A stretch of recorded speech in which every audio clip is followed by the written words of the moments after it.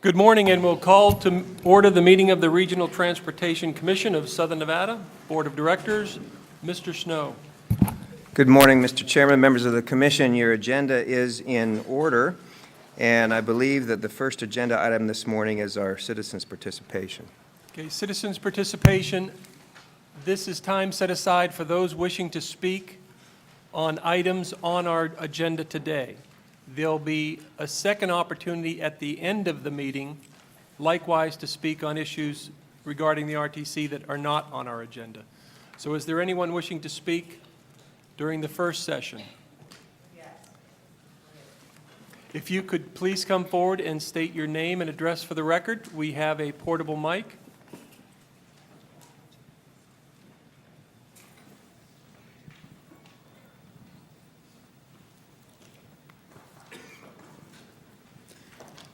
My name is Tom Marsall, and I live on Rogers Street, which is in the neighborhood of Warm Springs and Decatur. And the RTC, where they start out from on Decatur, is less than 10 minutes from my house, and I was told that I'm outside of the area, and I will no longer be able to be picked up. My problem is that the medication and such that I'm on, and I can get a statement from my doctor, and I really can't, even though I've got a motorized unit here, I really can't travel on this thing more than just a block or two, because especially in this heat, and there are several other people that have the same problem as I do, and I really can't travel in this thing more than just a couple of blocks, because I faint or I pass out or something like that, and that's not any good thing for myself. I'm currently under I start 3 days a week of rehab, and that's where I use a paratransit mostly is for my rehab and for doctor's appointments and stuff. Now, I'm 76 years old. My wife is 74, but she can't haul me around because we have a 12-year-old and a 6-year-old, and they both have to go to school in the mornings, and she has to, be there at home to take care of all of that. So she can't haul me around. So the paratransit has been a vital operation for myself, and I know that several other people use it, and some of them are in worse shape than I am. And I was under the idea that that's basically what paratransit is for the people that no longer can motivate themselves.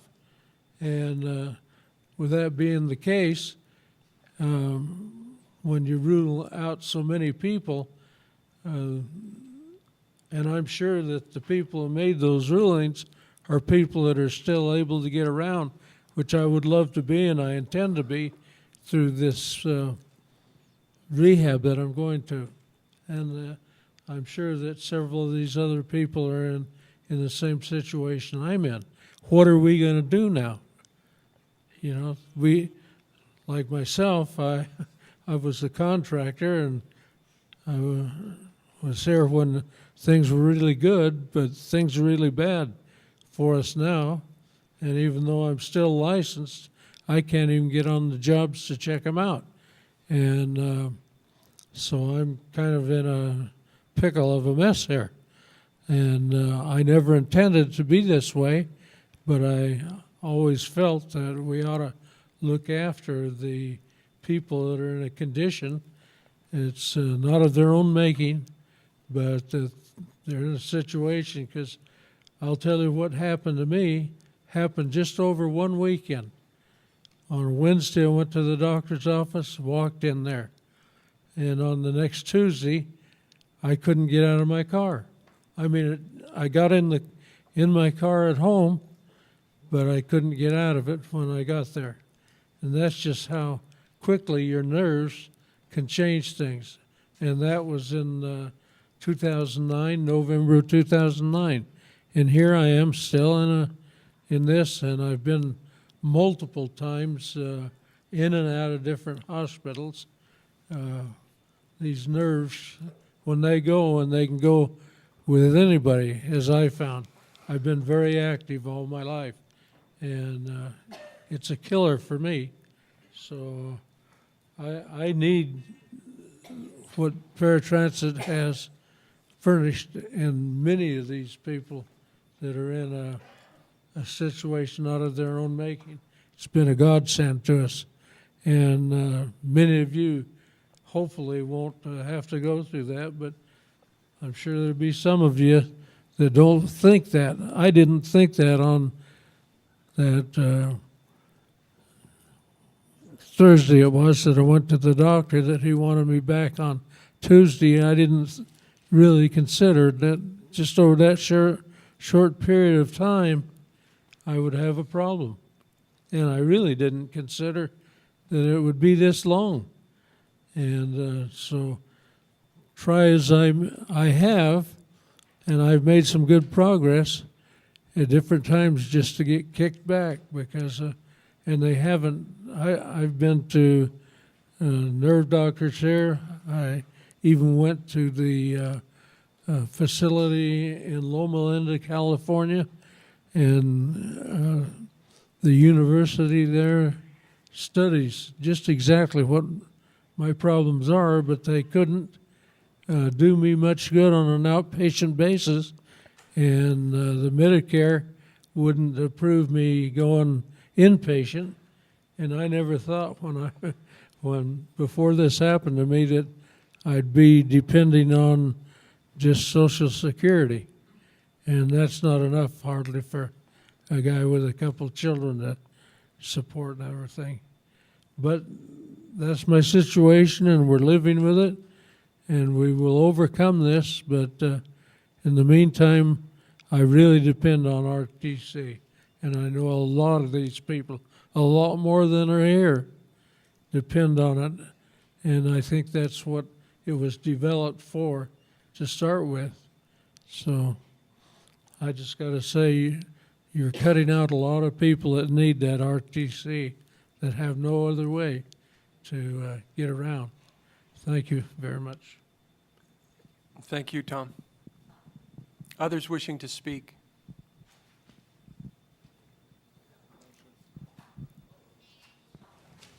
Thank you. Good morning. My name is Carrie Barone, and I'm here representing Carefree Senior Living. We've been an independent senior housing provider here in the Las Vegas Valley for about 18 years. At one point in time, we had 9 communities representing probably 3,300 residents.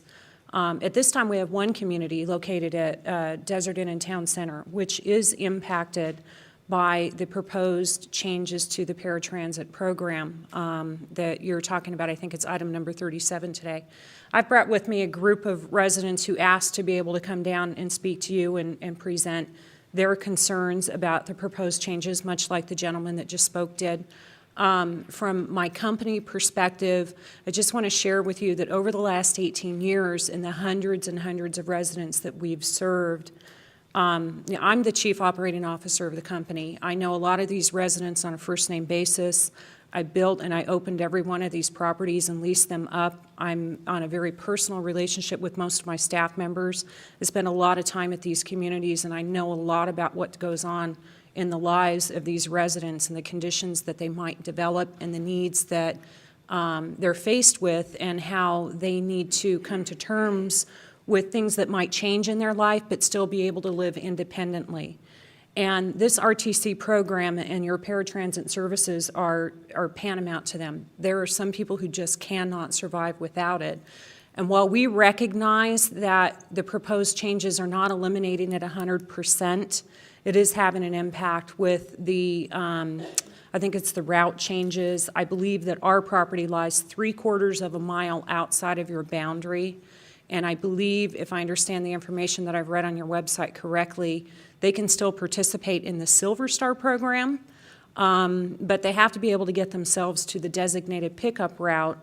And I don't know about you, but when I'm out driving around town, I see seniors all the time driving down the side of the roads or crossing the streets on these scooters. And with our crazy drivers on the road, that is just so unsafe. And I even heard a story this morning about a gentleman that was married to a cashier at Sam's Club who was hit and suffered severe physical injuries because he was crossing the street in his scooter. So I just wanted to take the time to share all of that with you. I'm quite sure you've had a lot of things to consider as you've thought about changes to this program. I know it's a business decision. I run a business. I know the position that you're in. Of course, you have much more responsibility and things that you have to take into consideration. But I thank you for your time. And with that, I'd like to ask Sandra from our community to come up. Thank you. Commissioner June Kiliani? Thank you, ma'am. Remind me, I thought some, and now you're down to from the 9 communities to 1, but I thought Carefree used to have a shuttle service. We do have a shuttle service, but the shuttle service that we have can only accommodate a certain number of people, and we don't provide individual rides to private doctor's appointments. Our old communities did. Would you be able to accommodate to the Silver Star? I'm just trying to think a little outside of the box here to see if there's... Possibly. Okay, That's just not something for us to that we maybe talk think about, because you're absolutely right. You Yeah. have folk, not everybody would qualify for Right. paratransit, but Right. but for those who have that kind of, especially a medical need, we don't want someone deteriorating because they can't get to their physical therapy program or something Right, along those exactly. lines. I do need to get a little more information on Silver Star. The information I was able to get to Bless you. online is kind of limited. So I need to be a little bit more educated on that and Okay. maybe look at that route and All the right. service days and everything. Thank you very much. Thank you. Mr. Chair. Hi, my name is Sandra Remsen. I'm also one of the people that live at Carefree. I need that service. I really depend on it. That helps me get to my doctors. I cannot walk because I have an asthma. For you to have me go way out of the boundaries, I'd have to cross streets to get there. Even though I have a service dogs, these people with the cars, they don't pay attention to where you're going. I mean, I've been hit twice. So I really do depend on this, and I'm sure other people really do. I have no other way to get to my doctor's appointments. So I really do need this service. I would really consider you to take into consideration that please keep the service for the seniors and for those who really do need the service. If you take it away from us, then we're lost. How are we going to get to our doctors? So I really would appreciate if you really do take it into consideration. Thank you. Thank you, Sandra.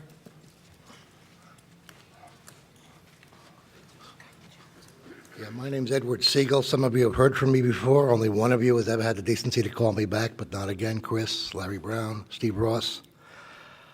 I'm a disabled, retired assistant U.S. attorney. Look up Edward Siegel online. Let's talk legally. I have an RTC pass in my pocket, Paratransit. This is a legal contract. You ever watch Judge Judy? You can't unilaterally abrogate it without paying me penalties, which can be regular plus punitive. Cost my wife and I about $10,000 to move here from San Diego. We're leaving for Seattle in a few months. She's quite ill right now. We've had our belly full of Las Vegas. The rip-offs aren't on the strip and the casinos or everything else. The medical system stinks. RTC's a horror. If none of you believe me, and everyone in the audience who's never done this, just call the RTC number. I'll give you my ID number. Try to book a pass. Try to book a trip. Listen to the jerk around you get from Allison Blankenship. You dial this number, you can't even read it. Just a second here. 228-4800, use my ID number, 51071. You'll discover you're being jerked around. Now, mind you, the paratransit work quite well. I prefer fixed route buses. The commissioners here were all convinced that the dominant ridership was the 203 bus was the cancer center. Half a dozen people maximum got on there. I used to take the last bus back. We had every other bus stopping, trapping us at Fort Apache. I point out you're the Regional Transit Commission. You're not the City of Las Vegas Transit Commission. The city ends at Fort Apache.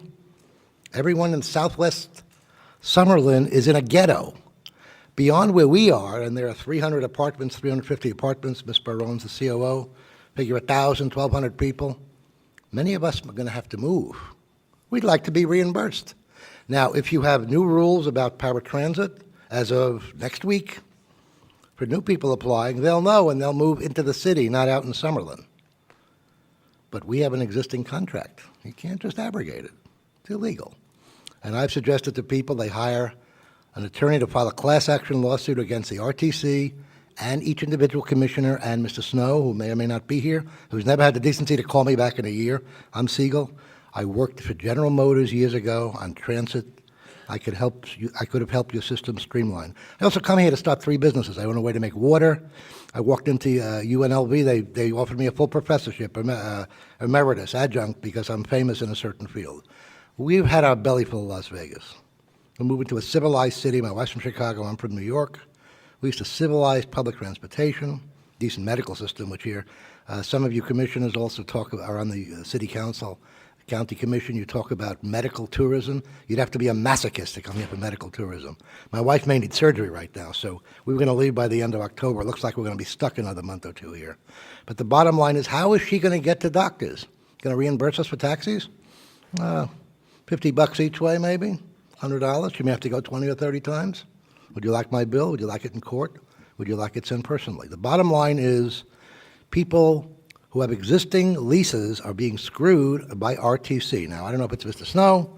I don't know if it's any of you commissioners doing it. The bottom line is it stinks. Let me give you another example of RTC's games. I had some discussions with your public service manager. I was taking RTC fixed route buses to avoid overusing paratransit for 6 months before I was told, and it's not given in what you're sent when you get paratransit. My wife never could get it, and she has Raynaud's and fibromyalgia and lupus. She can't go out in the heat, so in the summers, until it gets real cold, she can't go anywhere by public bus. But it's a moot point. The bus won't exist in a week. Paratransit won't exist in a week. We only have a way to get around by taxis. It's going to cost a fortune.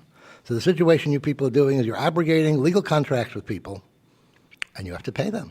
Watch Judge Judy if you're not an attorney. You can't abrogate a contract unilaterally. It's illegal. They have grounds to sue you individually or class action, individually, different commissioners and Mr. Snow, or as a corporation, depending on how you're incorporated.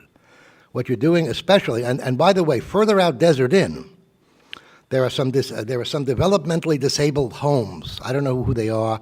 I've been on buses with half a dozen people that were dropped off before I was. Those people may not even be conscious of what's going on out there. And you're going to have lots of people screaming to the newspapers, the press. I suggest you think very hard about your futures vis-a-vis the uproar that's going to occur. And many people will be getting together, banding together, and suing RTC on individuals. Now, if it comes to existing future paratransit, and the game that was played is this. First, 2 or 3 bus was ending. It was guaranteed 1.75 miles from Port Apache. And then you people dropped it to 3/4 of a mile, effectively screwing everyone who lives beyond Hualapai. I can't walk 2 miles. My wife certainly can't. And then what? To wait for a bus that comes once every half hour, maybe? Now, mind you, you don't have a bad bus system, but it's run poorly. Meanwhile, you people are involved with fancy politics involving First Transit or Veolia. Sometime disguise yourself, get on a bus, ask the drivers what they think of RTC's management. Veolia and First Transit both agree. I don't have to paraphrase what they say. You can hear it yourselves. Everyone, including the drivers, thinks RTC is run in a crazy way. Now, mind you, I've been in cities with worse public transportation. I no longer want to reside in them. So my wife and I, hopefully, by the end of the year, maybe in a month and a half, depending on our health, are moving to a civilized city like Seattle, which has buses that serve people. And by the way, the problem with Las Vegas is the same problem we had in San Diego and we met in San Francisco. This is a city for the tourists. We want to live in a city for the citizens. The hell with the tourists. If that's the dominant profit that corporations could make it for the tourists, then no one should live here permanently, which is what a lot of people are concluding. I just listened on the news recently, I think Channel 3, that a dominant number of people are moving out of Las Vegas. Eventually, you're going to have a vacuum here, occupied by tourists who come in, say hello, spend some money, and leave. Thank you very much. Thank you, Mr. Siegel.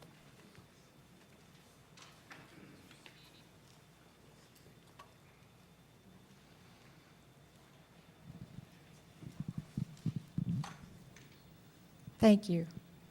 I'm not familiar with all this, my first time, but I'm Mitris Caldwell.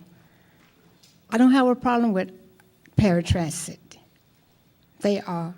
All the drivers are good. No problem. In fact, one just told me, I am the supervisor. They have been really good. On time, no. not always, so I can understand that, so I booked my ride 2 hours prior to whatever appointment time. So, traffic, accidents, I allow for that. I have a problem with the city bus. That's why I'm here.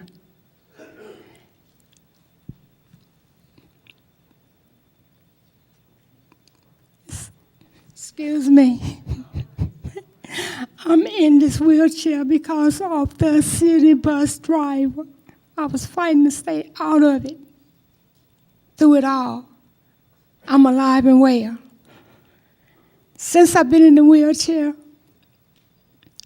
I've been kicked off of buses, not allowed to get on buses in the heat. 108, a minister, said, no, you're not riding my bus. And I was trying to get to the doctor on Desert End. Then I called my little PCA, and I said, I need you to pick me up.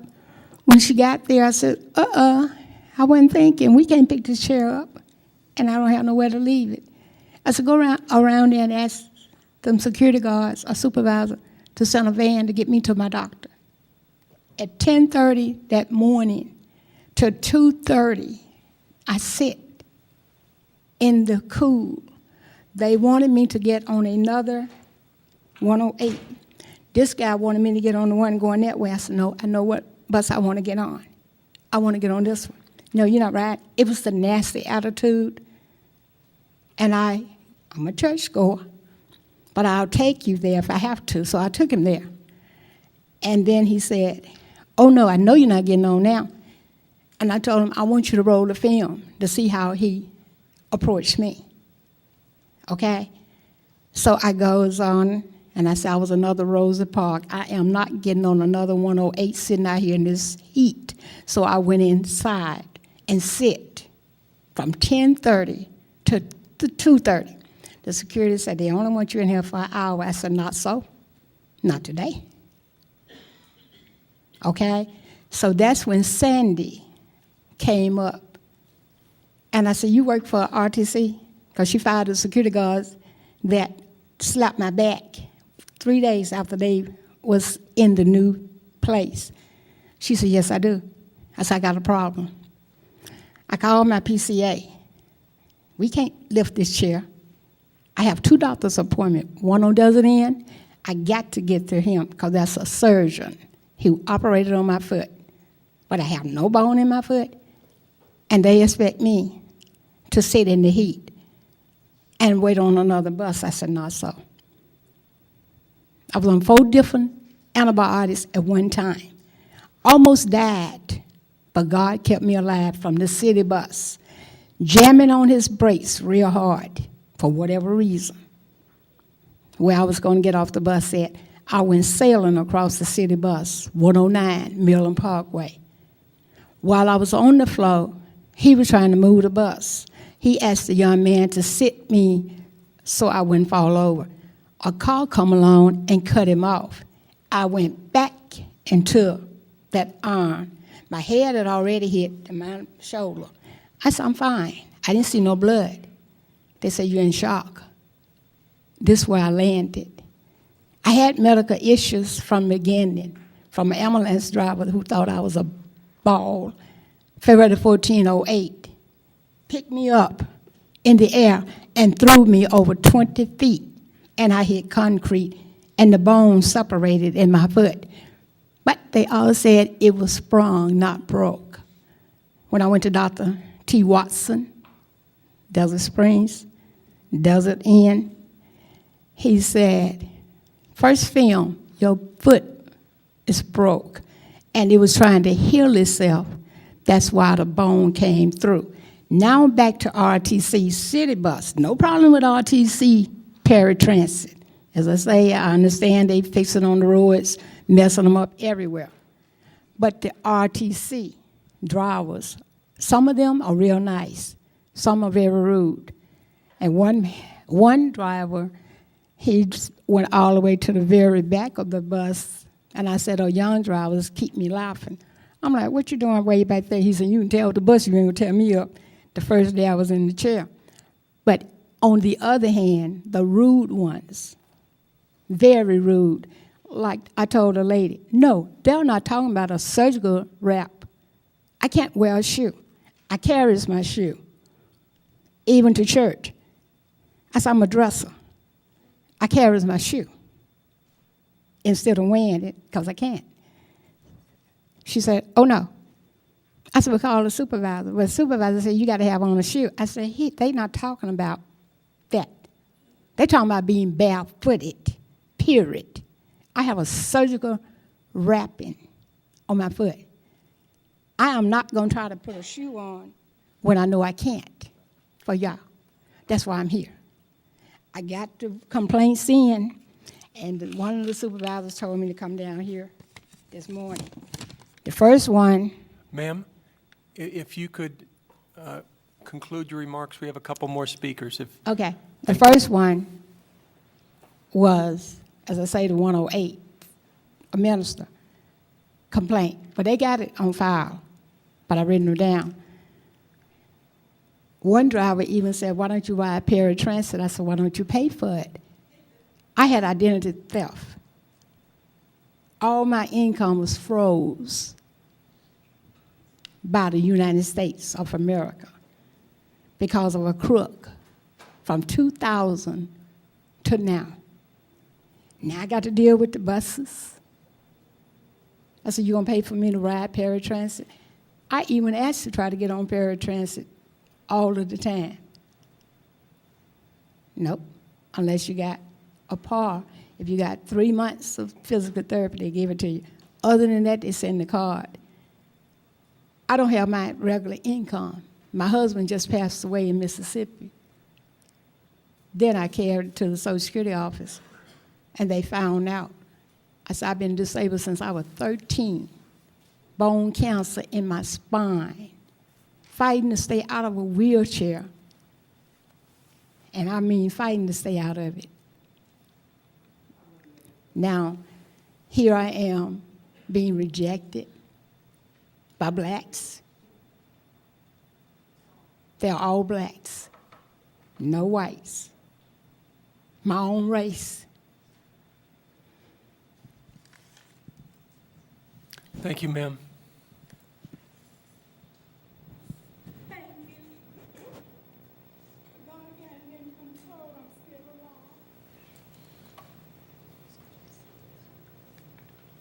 And by the way, I came over here in my wheelchair from the BTC, and I'm not used to it. Thank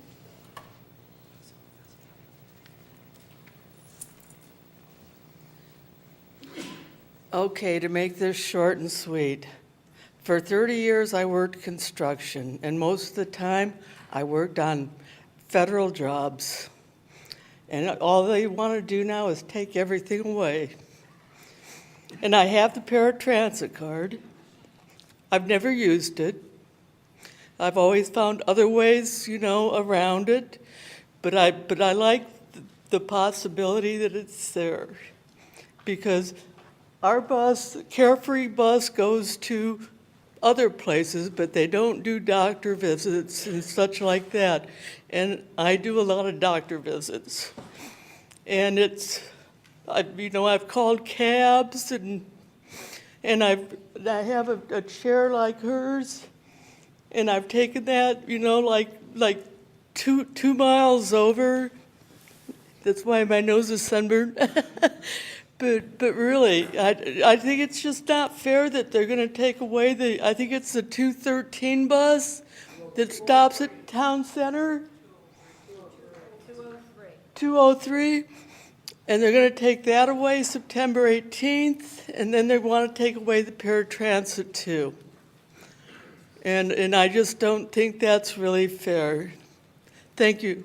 Ma'am, Ma'am, if you could just put your name on the record? Pardon? Just put your name on the record.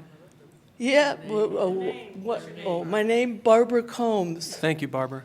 Thank you.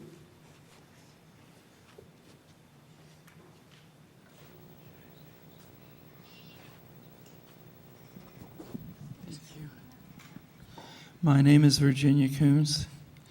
When we lose our ability to drive, we lose our independence. You tout yourself as RTC HDA, the Americans with the Disabilities Act. That should not be taken away from any of us, not even the ones at Carefree, especially not because you want to save money. Think about people. Think about things that they need, like going to the doctor or the lab or whatever. But money's not the bottom line. It should not be anyway. And if you're part of the HDA or the ADA, please, we need you. Thank you. Thank you, Virginia.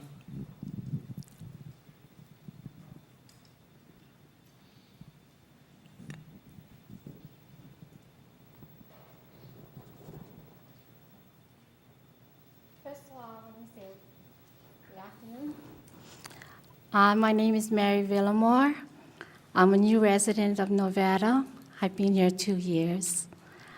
I just moved to Carefree, and I love the facility. I love the people. I'm learning about Nevada. I was born and raised in Hawaii, and I want to say that the bus system is pretty good over here. But my main concern right now is I heard that they're planning to take our bus stop where I live. I would like to say it's very necessary that we have it. I know it's a very exclusive area, but economics and all, sometimes I have my brothers and sisters pick me up, but sometimes they can't do it, and I'm isolated out there. I not want your sympathy or anything, but the bus system is needed.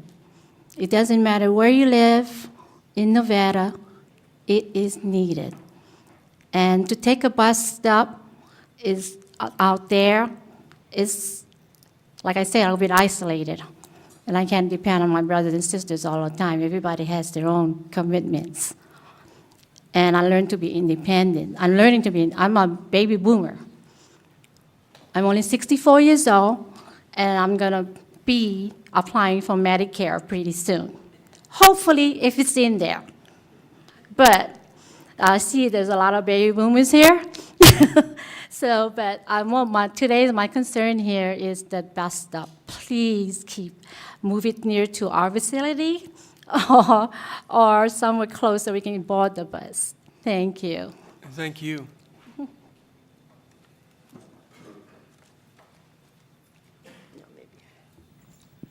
My name is Artis Hughes.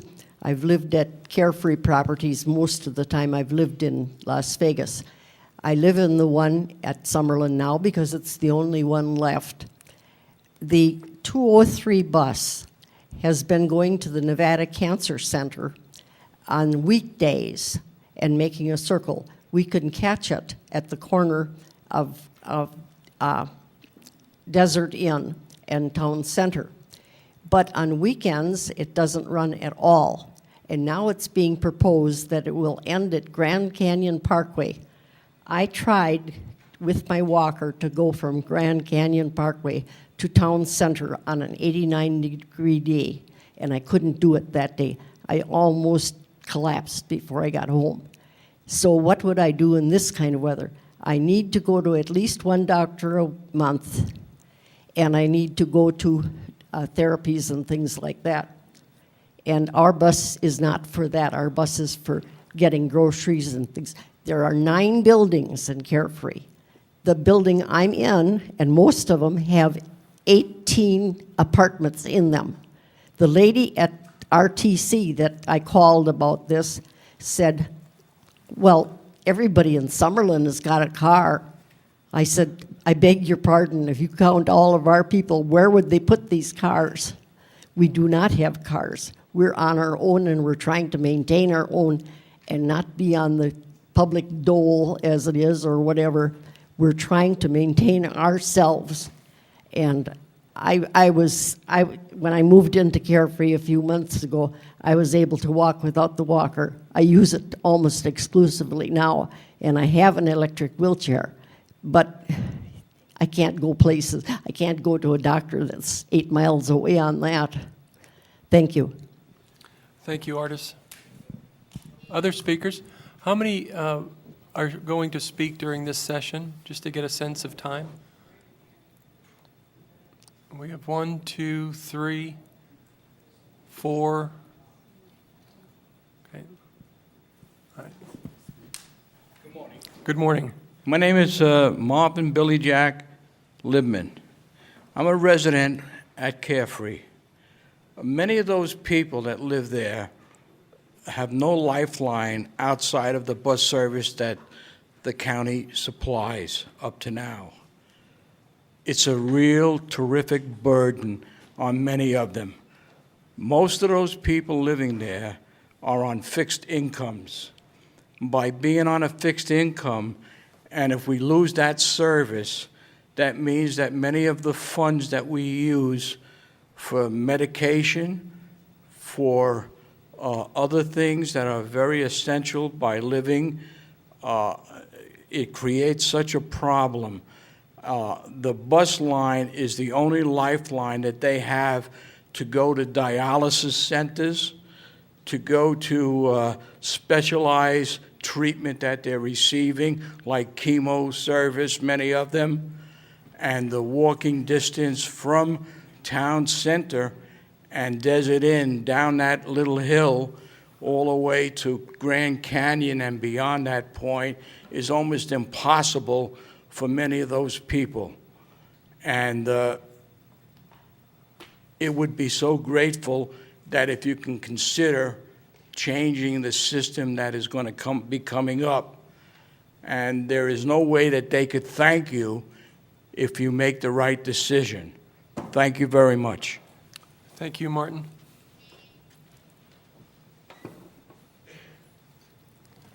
Good morning. My name is Marcia Bergman. I'm a recent resident of Carefree Willows, Desert Inn in Town Center. As all my people speaking before me have stated, I don't use paratransit. I don't even use the bus system other than Carefree. But we're all getting older, and we don't know if it's going to happen today, tomorrow, a month, a year from now. We need paratransit. And the fact that people say we live in an exclusive area and we all have cars is absolutely not, is a falsehood. We do not have cars. And to take this away from us is just not fair. Thank you.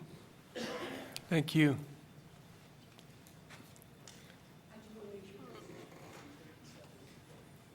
We have one more speaker. Okay. If you're going to speak on an item, yeah, please.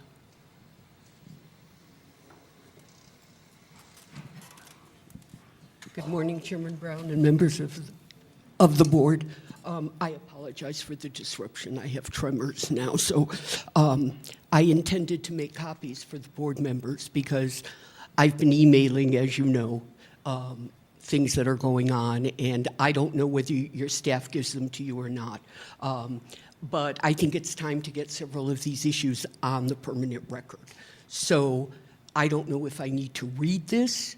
I would like people to know what's going on. I also have a suggestion on item number 38, I believe it is, that I wish to speak to. It was very generic. I don't know where we are in the process. The last thing I heard, Veolia was going to have an extension and you were going to do something. Now there's something on the agenda. So these statements might not be necessary now, but I think they're important to get on, if that's okay. Two things. The first is a question. How long is the written? Well, it's this much and that much, but a lot of it I've already said. Okay. And then secondly, Because I would you didn't. state your name for the record? Didn't I do that? I am so sorry. I'm so conceited. That's the first thing I usually say. I apologize. I'm Marcia Herbert, volunteer advocate for the drivers and passengers of the paratransit bus system. This is going to be not as light as the previous speakers. And by the way, thank you very much for speaking up. And I know you guys can speak for yourself, but I would like to ask if the last I had heard, the paratransit, when you shortened the borders, that you were going to grandfather the people that were in the outlying areas. Now I'm hearing things that sound like they're contrary to what I understood. And I know you can't respond to citizen participation, but maybe somebody can let me know so that I can advise. Okay, and I do want to state I'm not an attorney. The information I'm going to present to you is based on my previous work as a risk management consultant for government and research I've done and information I've gotten from others. Because the outcome of the bid could affect the fixed route drivers and their families, as well as affect the paratransit system, it also affects small business owners in Nevada that will be losing income due to the money going out of state. And I know that's a hot point for Commissioner G. I hope you'll keep that in consideration. I've worked with ERISA issues in the past. ERISA is the Employment Retirement Income Security Act, and it was enacted in the early 70s. I know I look too young to have been working then, but I was. And it protected employees from being ripped off in their pension plans for having them dissipate, or the rules being changed, or they're about to become vested and things happen. And so the act was enacted for that purpose. One of the things in that act states that you cannot discriminate on your participants. You can carve out a plan so that your top management has better benefits than the other employees, but you can't pick here and pick there or put any regulations on it. I have had so many calls recently from the drivers of First Transit stating that the 401k was transferred to the union. The union passed out flyers, and I would be happy to provide you the written documentation, says it's only for members of the union. I have not been able to get anybody to verify that there's any kind of an exclusion to the law, and it's federal law, that allows that to be the case. So people that don't want to join the union for whatever reasons, I can only suspect, they are not able to participate. And I would like you to know that one of your bidders operates in that manner. Again, I'm not an attorney. I can only say from what I've known in the past.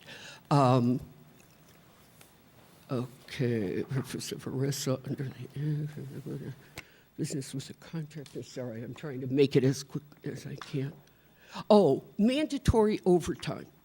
I know buses have overtime. However, they are, as an example, we recently had a driver who was on vacation out of town. He set it up so that his vacation ended right before his day off, so that he had that extra day when he got back to get himself in order to return to work. I don't know if he actually got the call from First Transit or he found out when he got back.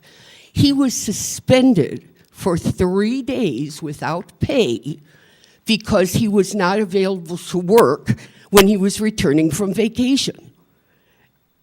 I can give, and I have in the past given you story after story after story. I'd like to talk about Mr. Raymond King, an employee for 17 years, a supervisor. Happens to be of a minority. 17 years, he had one write-up years and years ago on a minor issue. During the summer this year, when it was extremely hot, he had been asked to pick up money to deliver from Sunset to the Simmons Yard. He left his supervisor van running for the few minutes it took him to get in so that he didn't have to go through the heat process again.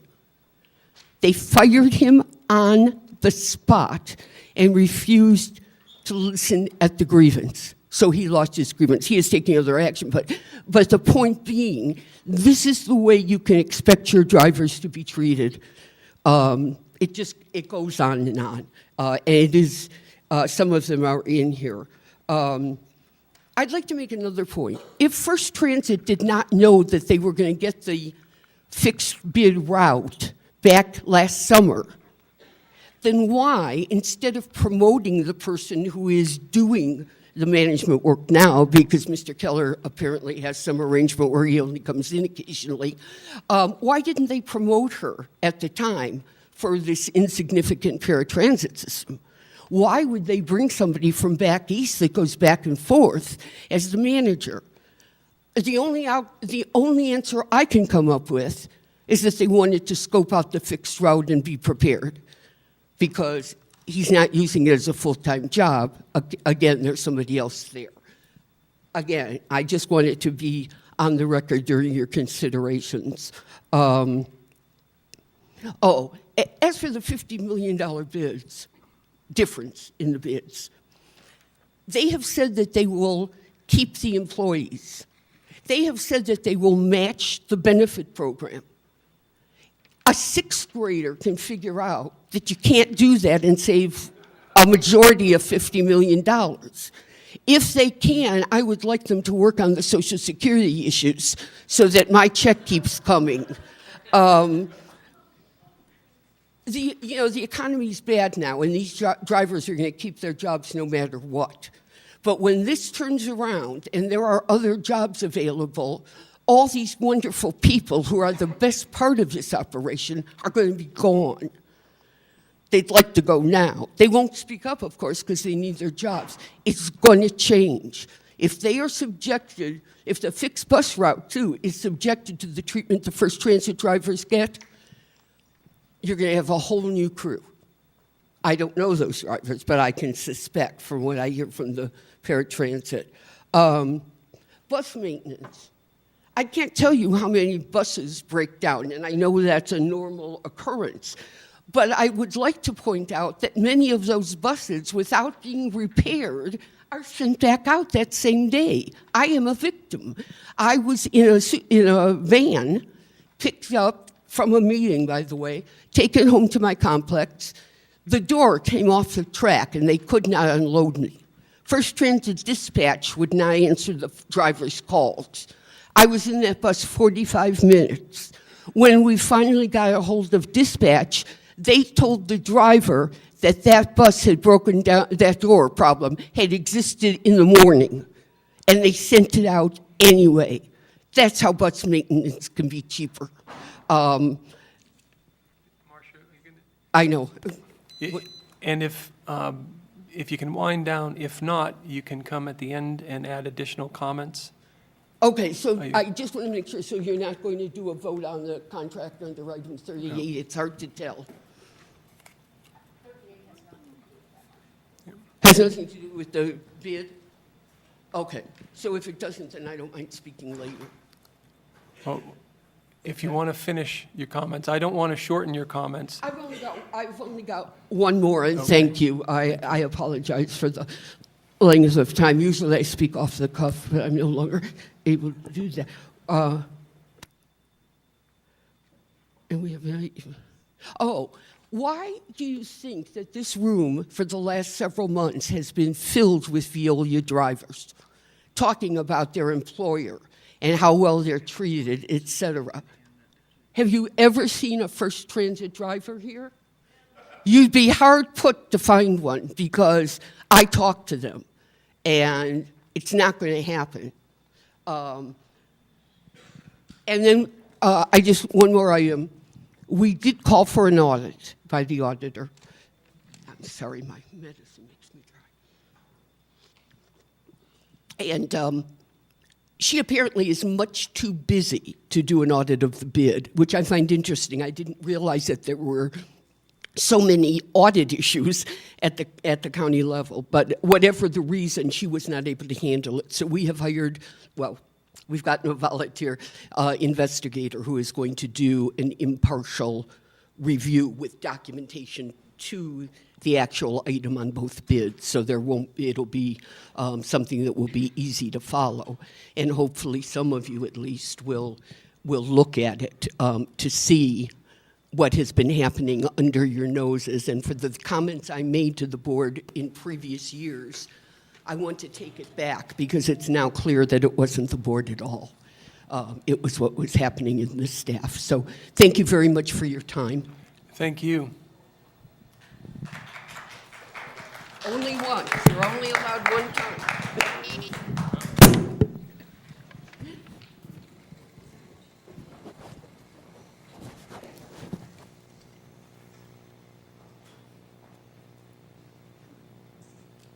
Good morning. Good morning. My name is Linda Schiaparelli, and I'm here because of the discontinuation of the RTC bus stop down South Town Center Drive and Desert Inn. I do take paratransit, and if I could walk to the bus stop, I wouldn't need paratransit. That's the problem. I'm with Carefree. I came with the group, and I'm going to make it short and sweet. I'm not going to go over my medical problems, but I have many, and I do use paratransit. I don't abuse it for things like casinos or, shopping, but I do use it for medical reasons, and I have no other way of getting to my doctors, and Carefree, as said before, does not take individual people to their doctor's appointments and testing and so forth. And as a senior citizen, you're constantly, one day you're fine, next day you have to go to this doctor, that doctor, and paratransit is a very viable asset to our community, and I would like to see it continued. Thank you very much. Thank you, Linda, for coming down.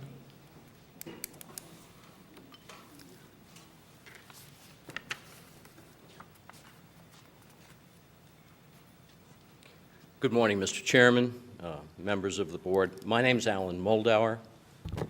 I'm Executive Vice President and General Counsel of Veolia Transportation. I live in Illinois, although I have to say Las Vegas is beginning to feel like home here. I'll be brief. I understand that this relates to item 39 on the agenda, and I understand that the board may not want to open this up for debate and discussion. That's not my intention. I come here this morning just to make clear for the record one important item. In light of the lawsuit that has been filed to take away the authority of the board to decide its own business and to manage this procurement and its system, in light of the unanimous decision of the board to oppose that action, Veolia wants to make it very clear, and I think we've tried to do that previously with our discussions with Mr. Snow, that for the current extension and for any future extension that's necessary in order to properly deliberate and to decide upon the options that the board has with regard to the current procurement and to any future procurement, that Veolia Transportation will commit to maintaining its existing price during that time. We've discussed this with Mr. Snow, and I have a letter that I'd like to submit to the record for that purpose so that the record is clear as to that very important point, that there would be no additional cost to the Commission during the time that it's necessary to properly deliberate and to consider the board's options that it has for both the fixed route system and the paratransit system going forward. If I may do that now, thank you. Thank you, and if I don't know again if Mr. Chairman, you want to open this up for debate and discussion, we're here and prepared to do that, although that may be better done at a later time. That would be up to the discretion of the board on item number 39. Thank you very much. Is there anyone else wishing to speak during public participation on agenda items posted? Seeing no one, we will move on.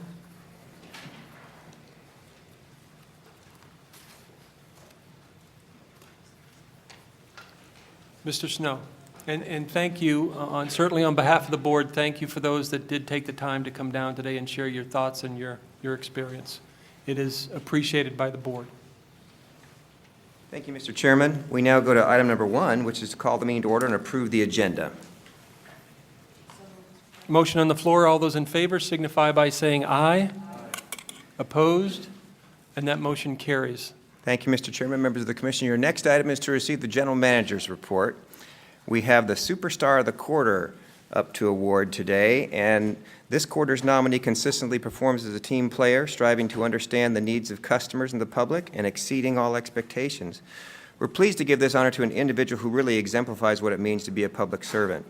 Now, this gentleman, together with just one other individual, maintains more than 36 acres of RTC grounds and facilities.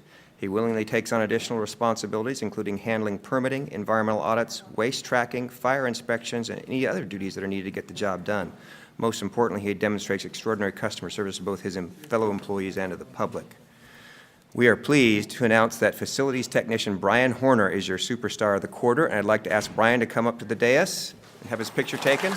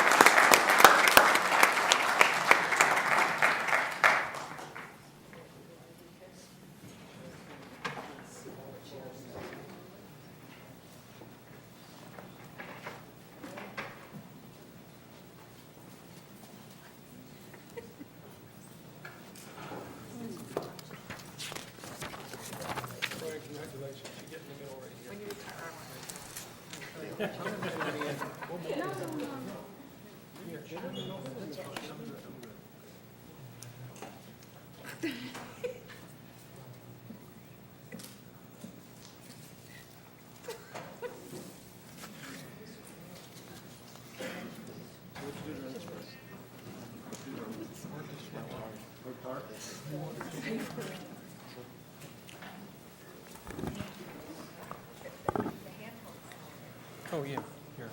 And as they start speaking that much, thank you. Wow. Well, let me first off say thank you. I'm very honored to receive this award. Could not do it with the help of my facilities team over there and the leadership and direction of Warren Rich. And again, I am very privileged to work for this agency, and thank you very much.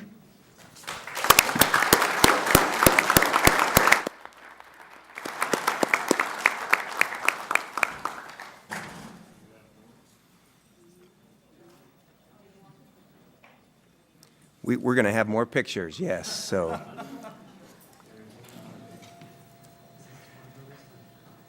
Congratulations to Brian, does a great job.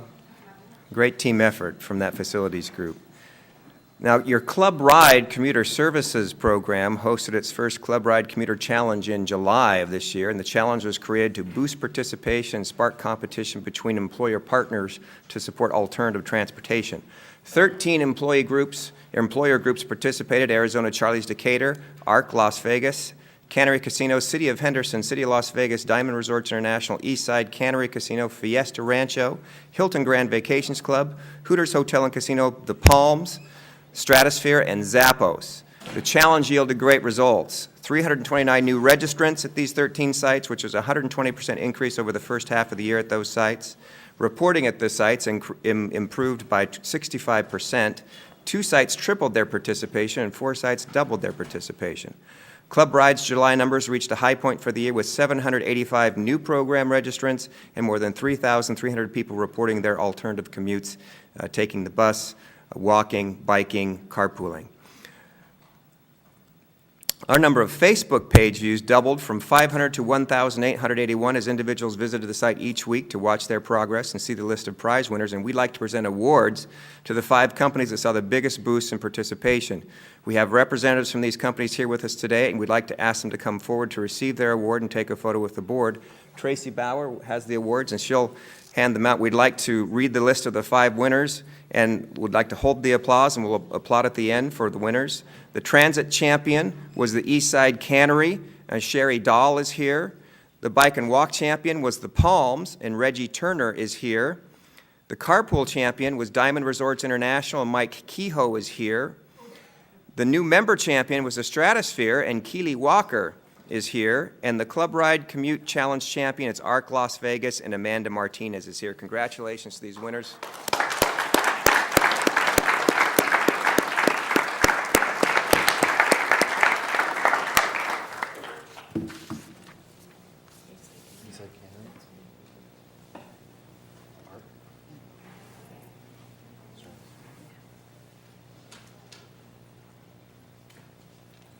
Palms.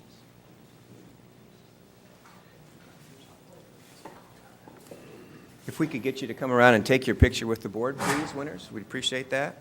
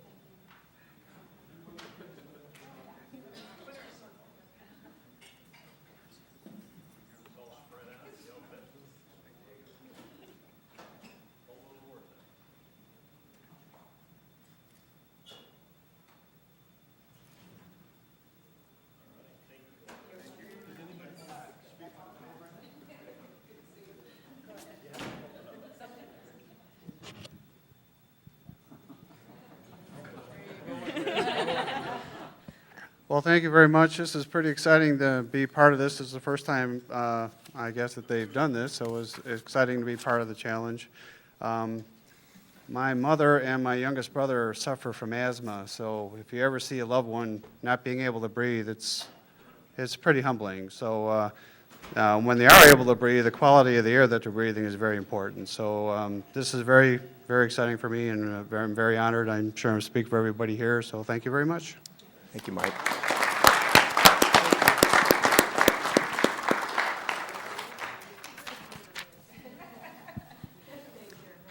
Our thanks for these companies' great participation in helping to improve our air quality and to reduce congestion. Great team partners, and congratulations to the winners. There's one more. So your next item is to receive an award on behalf of the RTC's FAST division.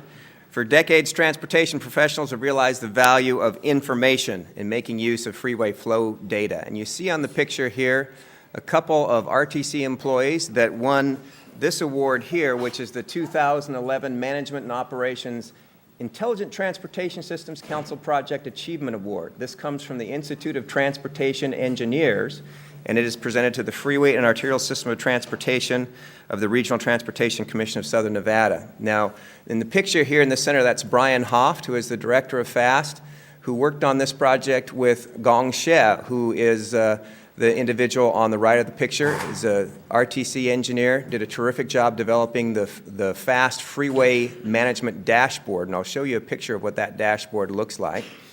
A lot of information, a lot of technical information, put down into the maps of the freeways. When you see green on the freeways, that's good. When you see red on the freeways, that's bad. And engineers know that. And they've taken all that comprehensive data and put it into a map like that in conjunction with speedometer, the use of a speedometer there to tell you how fast the freeway traffic is moving. A lot of very technical information put into a format that's much more intuitive for the lay public. And so the Institute of Transportation Engineers wanted to congratulate the RTC and gave us that award. And with us here to present that award is a local celebrity, Mr. Ken Ackert, who is with the civil engineering firm of Kimley Horn, one of the best traffic engineers in the valley, but he also is on the board of the ITE nationally. He's an international director with the Institute of Transportation Engineers. I'd like to invite Ken to come forward to present the award to the RTC.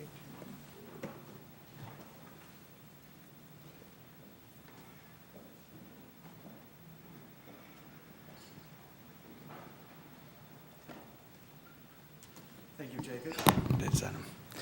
As one of the 12 international directors of ITE, I'm really pleased to be here and among the home crowd. ITE is an international organization representing over 90 countries and supporting transportation professionals worldwide. And I'm really here today to emphasize the work and excellence that's being done here by RTC FAST. This award was presented by their peer group of ITS professionals worldwide, and they are extremely excited about the groundbreaking work that has been done here by the dashboard concepts. And you can see in the monitors themselves how taking large amount of technical data and boiling it down to the simplicity for everybody to understand is a huge accomplishment, and RTC and FAST here is truly recognized worldwide for that accomplishment. And I really want to be here today to personally recognize the work with Brian and Gong on their excellent work and being recognized by our organization on a worldwide basis. Thank you, Brian.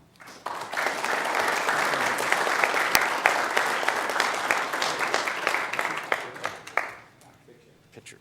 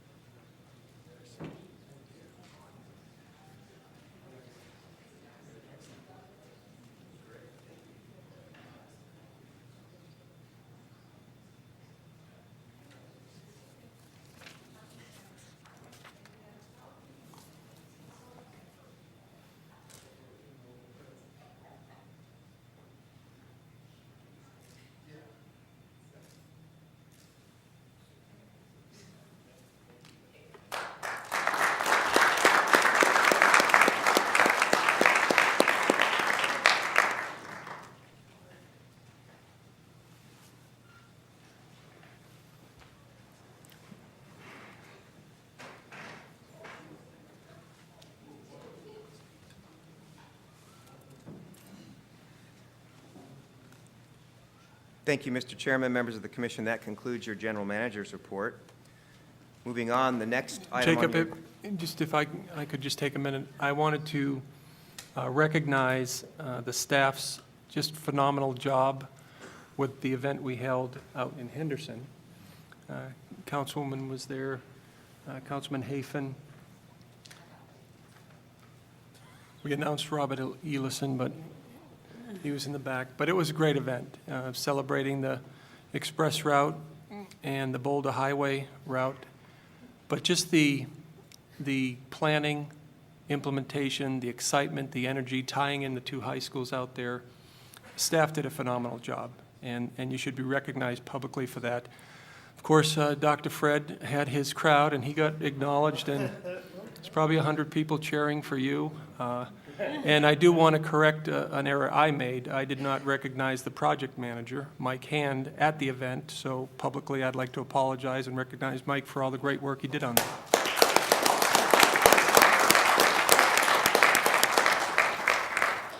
And just a preview, do we have a big event coming up in October? The Viva? We do have Viva Bike Vegas coming up October the 15th, and we will be hyping that for the rest of the time until October the 15th. I'm seeing all these, I don't know what they're called when they show up on your computer, but tweets or Twitters, but a lot of new sponsors involved. I just happened to notice that an ale house is joining us as a sponsorship in the beer garden. I just noticed that one more than some of the other sponsors. But after last year's event, I don't know how we're going to top it, but that's pretty exciting. We're going to top it this year we're shutting down the Strip. We'll have a rolling closure of the Las Vegas Strip, and we hope to have thousands of cyclists go down the Strip. And it starts in the early morning where the lights will still be on. We think it'll be a great attraction. We're excited about bringing people to Las Vegas, and also educating people about cycling, and what a great alternative form of transportation that it is. And we'll have more at your GM's report in October, but we wanted to give a preview of that. Thank you. For more information and those cyclists that want to sign up, Go to rtcsnv.com. You can't miss it. You don't have to have a real good bike, because we have some shorter rides this year. And we don't allow people with real good bikes to go into those shorter rides, so you must have not a really good bike to go on those shorter rides. So. and on the website, you can see the classifications of really good, and other bikes. Yes, we've had engineers take a look at those classifications, so we've got those nailed down. Thank you. We appreciate the kind words.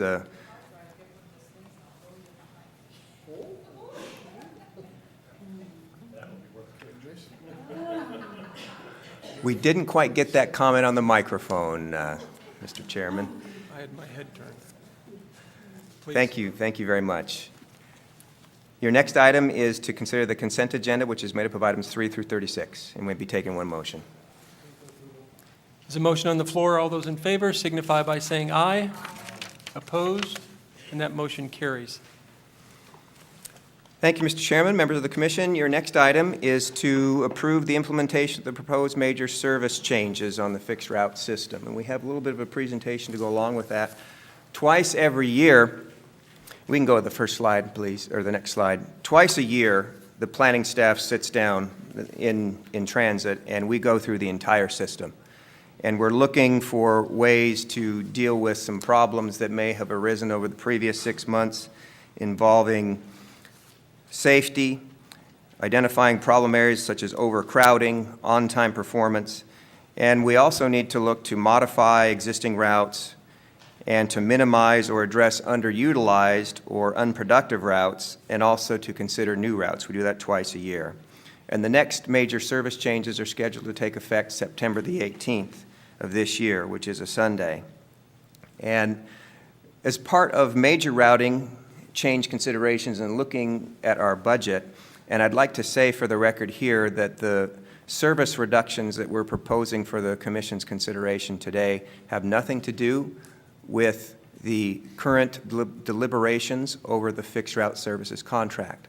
All of these service reductions are a result of the increased demand that we have seen, about a 25% increase in demand in our paratransit service over the past year, and also the continued torpid economy.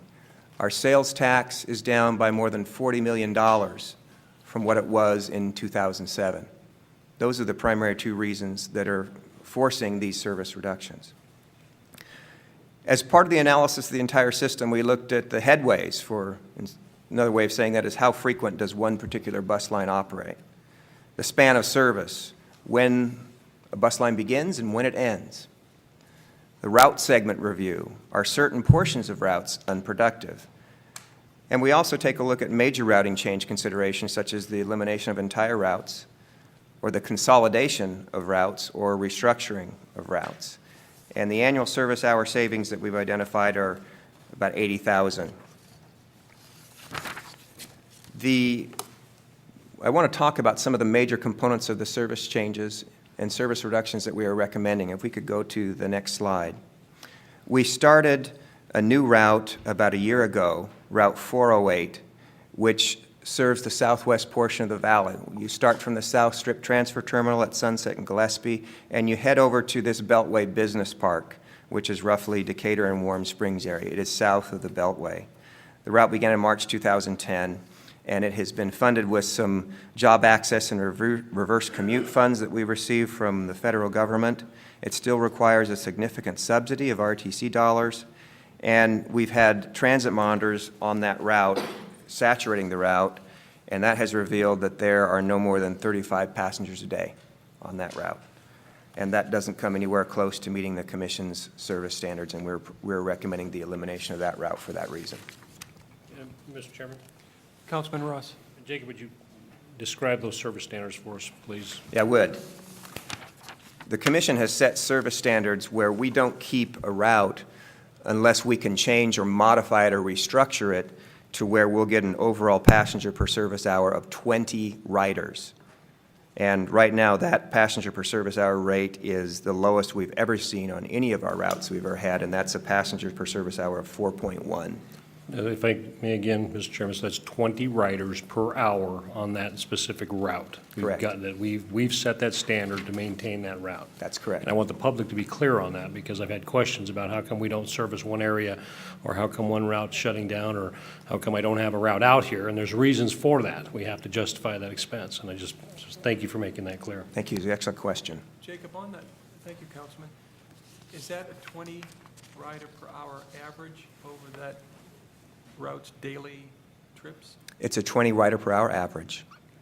And so that we will look at span of service. So if we have certain hours during the day when we're not meeting that, we will look at eliminating those hours first. But this route is just, it's never caught on. It's just far below the threshold to consider further. Thank you. If we can go to the next slide.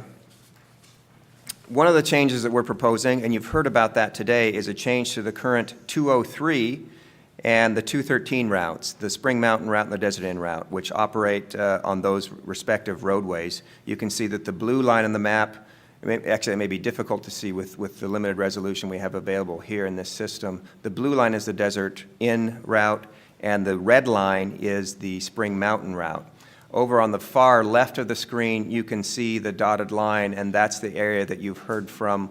That's the area around the Cancer Center. It's also the Carefree Living Center over there by, it's very close to the Beltway, Town Center and the Beltway. Now, this current routing structure is not consistent with the basic 1 mile grid that we have for all of our routes, where you see the blue and the red lines coming together in a very narrow fashion. And what we're proposing to do is to consolidate these two routes, where we would simplify the routing along Spring Mountain Road and Desert Inn Road by having only one route cover this area, because there is duplication, as we have noted. And direct access to the Strip and the Resort Corridor Employment Center for those that live to the east on Desert Inn Road and Lamb Boulevard will be maintained. The old Desert Inn route would go straight over Desert Inn on the DI superarterial, and so those individuals could not get off to access jobs on the Strip. And so what we've done is we're rerouting that Desert Inn route in this combined route down to Twain and Spring Mountain so that they can access their job centers along the Strip. And this combination and the reduced duplication in service would result in approximately $1 million in annual savings to the RTC. It is the largest single source of savings in this service change. And we're also proposing to, as we mentioned, we look at segments of routes if we don't have ridership that can continue to sustain or justify that type of service. And the Cancer Center was also part of that evaluation. We had very, very low ridership on that segment of the route, and so we were proposing to reduce that service to that area. And that will result in a change in the paratransit service area. Because of that change in the paratransit service area is why you've heard from the residents of the senior center who have shown up today. Could you just show the previous map? Certainly. So we can see how many miles difference is it? It's just the dotted line, right? It's essentially the dotted line, yes. And we didn't have, as was mentioned in the public comments, we did not have as frequent and as regular service to the Cancer Center as we do on a standard line haul route, because the Cancer Center was open Monday through Friday, and so we just had very limited service. Every other bus would go out to that area. It wasn't every bus on the line. Every other bus goes out to that area? That's my understanding. If you'd like to have a more detailed description, we can ask Paratransit, who's the senior transit planner, to come in and explain in more detail if you'd like, Councilwoman. I would. I've had experience over there at the Cancer Center, and I know a lot of the people there, when we talked, were taking buses. I mean, so that's why I was wondering why there was so few ridership. Perrin, could you please come up and give us some information about that? Yes. Good morning. I'm Paratransit. I'm the senior transit planner with the RTC. That segment of the route is, as Jacob Snow was mentioning, is on selected trips. The Route 203 runs every 30 minutes, but at that portion where the dotted line begins, we run every other trip. So hourly, the branch went to the Nevada Cancer Institute, and hourly it continued the other loop up Grand Canyon to Sahara. We've done ridership counts out there, and very few people rode that segment. A lot of it may have had to do with the limited service that we provided, but during other parts of the day, we couldn't run more service out there than that. We would have to then pull back service from other areas that currently had it. So this is a way to split hairs, have service to Nevada Cancer Institute and maintain service to Sahara and Grand Canyon. So how many miles is it from the end of the route as you have it? How many miles would you add on of the dotted line? It adds more than a mile, about 2 to 3 miles. So it's about a couple of miles. Correct. And about how much time does that take? The time to take with recovery, it takes probably about 20 minutes or so to do, which would require more resources to also operate that segment as well. If we put more service back into there, it would require more service as far as service hours and more vehicles to operate that So spur. the 20 minutes would cause a big problem for the whole system? Yeah, when we run every 30 minutes on the route, and when you start adding more time to it, if you go beyond that, then you have to start adding more vehicles to be able to maintain the frequency in the core part of the route. Thank you. You're welcome. Commissioner June Kiliani? Thank you. Then along those lines, though, it sounds like you haven't eliminated access to Cancer Institute. It's the every other portion now because of the ridership really wasn't being used. No, it was every other route currently is doing that. With Right. the change, there would be no service. No to the- service at yes. all. And are there other opportunities for folks that may need to? And I think I saw Sandy come running up here, so maybe she was going to speak to that part of it. Yes. And then do you go to UMC as well?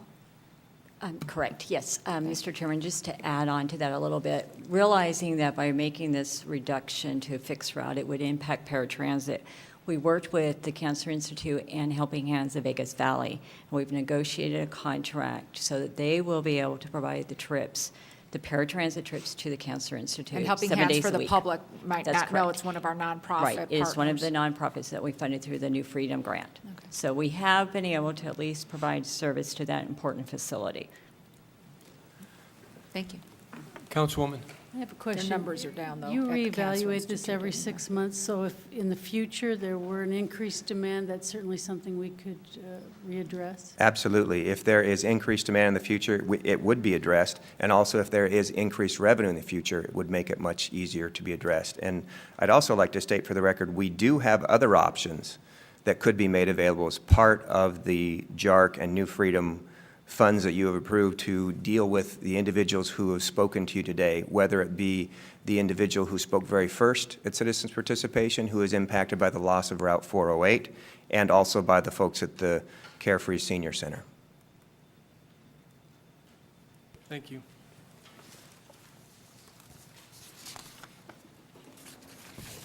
Going forward, we are also proposing the elimination of Route 107, which is the Boulder Highway route, because we are in the position, thanks to the use of congestion mitigation air quality monies, to fund 2 new express routes in the Boulder Highway area, the Boulder Highway Express and the Henderson Downtown Express on Route 402. And you can see both of these routes here today. We recently had the ribbon cutting for these routes. I won't spend a lot of time going into detail about them, but we have a very, very strong demand for transit in the Boulder Highway corridor, and this will speed up the existing service considerably. If we can go ahead and punch that button. Right now, the existing route on Boulder Highway, the 107, takes more than an hour to go from downtown Henderson to downtown Las Vegas. And if you're on the Henderson to Downtown Express, which is the green route, you can make that trip in less than half an hour, 27 minutes. And if you're on the Boulder Highway Express, you can make that trip. The Boulder Highway Express will operate more like a light rail service with the stations and platforms and the stops spread out about every quarter mile or so. And what we do when we speed up that service, I mean, we're still paying for a bus about $80 per service hour when you include all the costs, whether that bus is moving or whether it is at a bus stop and we're waiting for everybody to pay their fare and fumble with their change and run their pass-through. The fact that we have dedicated lanes on Boulder Highway and that we're running this like a light rail system with the multiple doors on our express vehicles, we're able to save enough time that we don't have to put as many buses out in this corridor to maintain even expanded frequencies because of the additional speed of this service. So we're getting 2 new routes on Boulder Highway, and we're going to be providing those together, and it's going to be about the same cost as it costs us to provide just 1 route. So the fact that the Commission has moved forward with this policy to add express routes is really saving us a tremendous amount of money and yet providing improved transit service to our customers. Have we estimated the savings on that consolidation? It's about a wash. We got the 1 route, and we'll be adding 2. So it's, I guess we're getting 2 for 1. Overall, the service changes will mean about a 5% cut to our service and the addition of 2 new routes along Boulder Highway. Our planners have worked very, very hard to make the changes as invisible as possible to passengers. That is not an easy task, and they've done a remarkable job of doing that. And with that, Mr. Chairman, that is the presentation. We recommend approval of these service changes. Comments or questions from the board? Entertain a motion. Motion on the floor. All those in favor signify by saying aye. Opposed? And that motion carries. Thank you, Mr. Chairman, members of the commission. Your next item is to approve the proposed consolidation of the paratransit fare structure to a flat $3 base fare per ride regardless of time or zone. Now, the average paratransit fare is about $2.96 right now. It's a strange-sounding figure, but we have somewhat of a cumbersome structure for fares on paratransit. Depending upon where you're at and the time of day, you might be paying 6 different fares. That goes all the way from the base fare of $2.75 to a supplemental zone monthly pass for $150. And so the RTC is proposing to simplify its fare structure and offer a one-way base fare regardless of time or zone of $3. For example, we have a situation now where very few of our paratransit trips go to the Las Vegas Strip. And you're allowed under the ADA to charge double the fare. And right now, a one-way fare on the Strip is $3, so you can charge $6 for a trip to the Strip, and that's what we charge.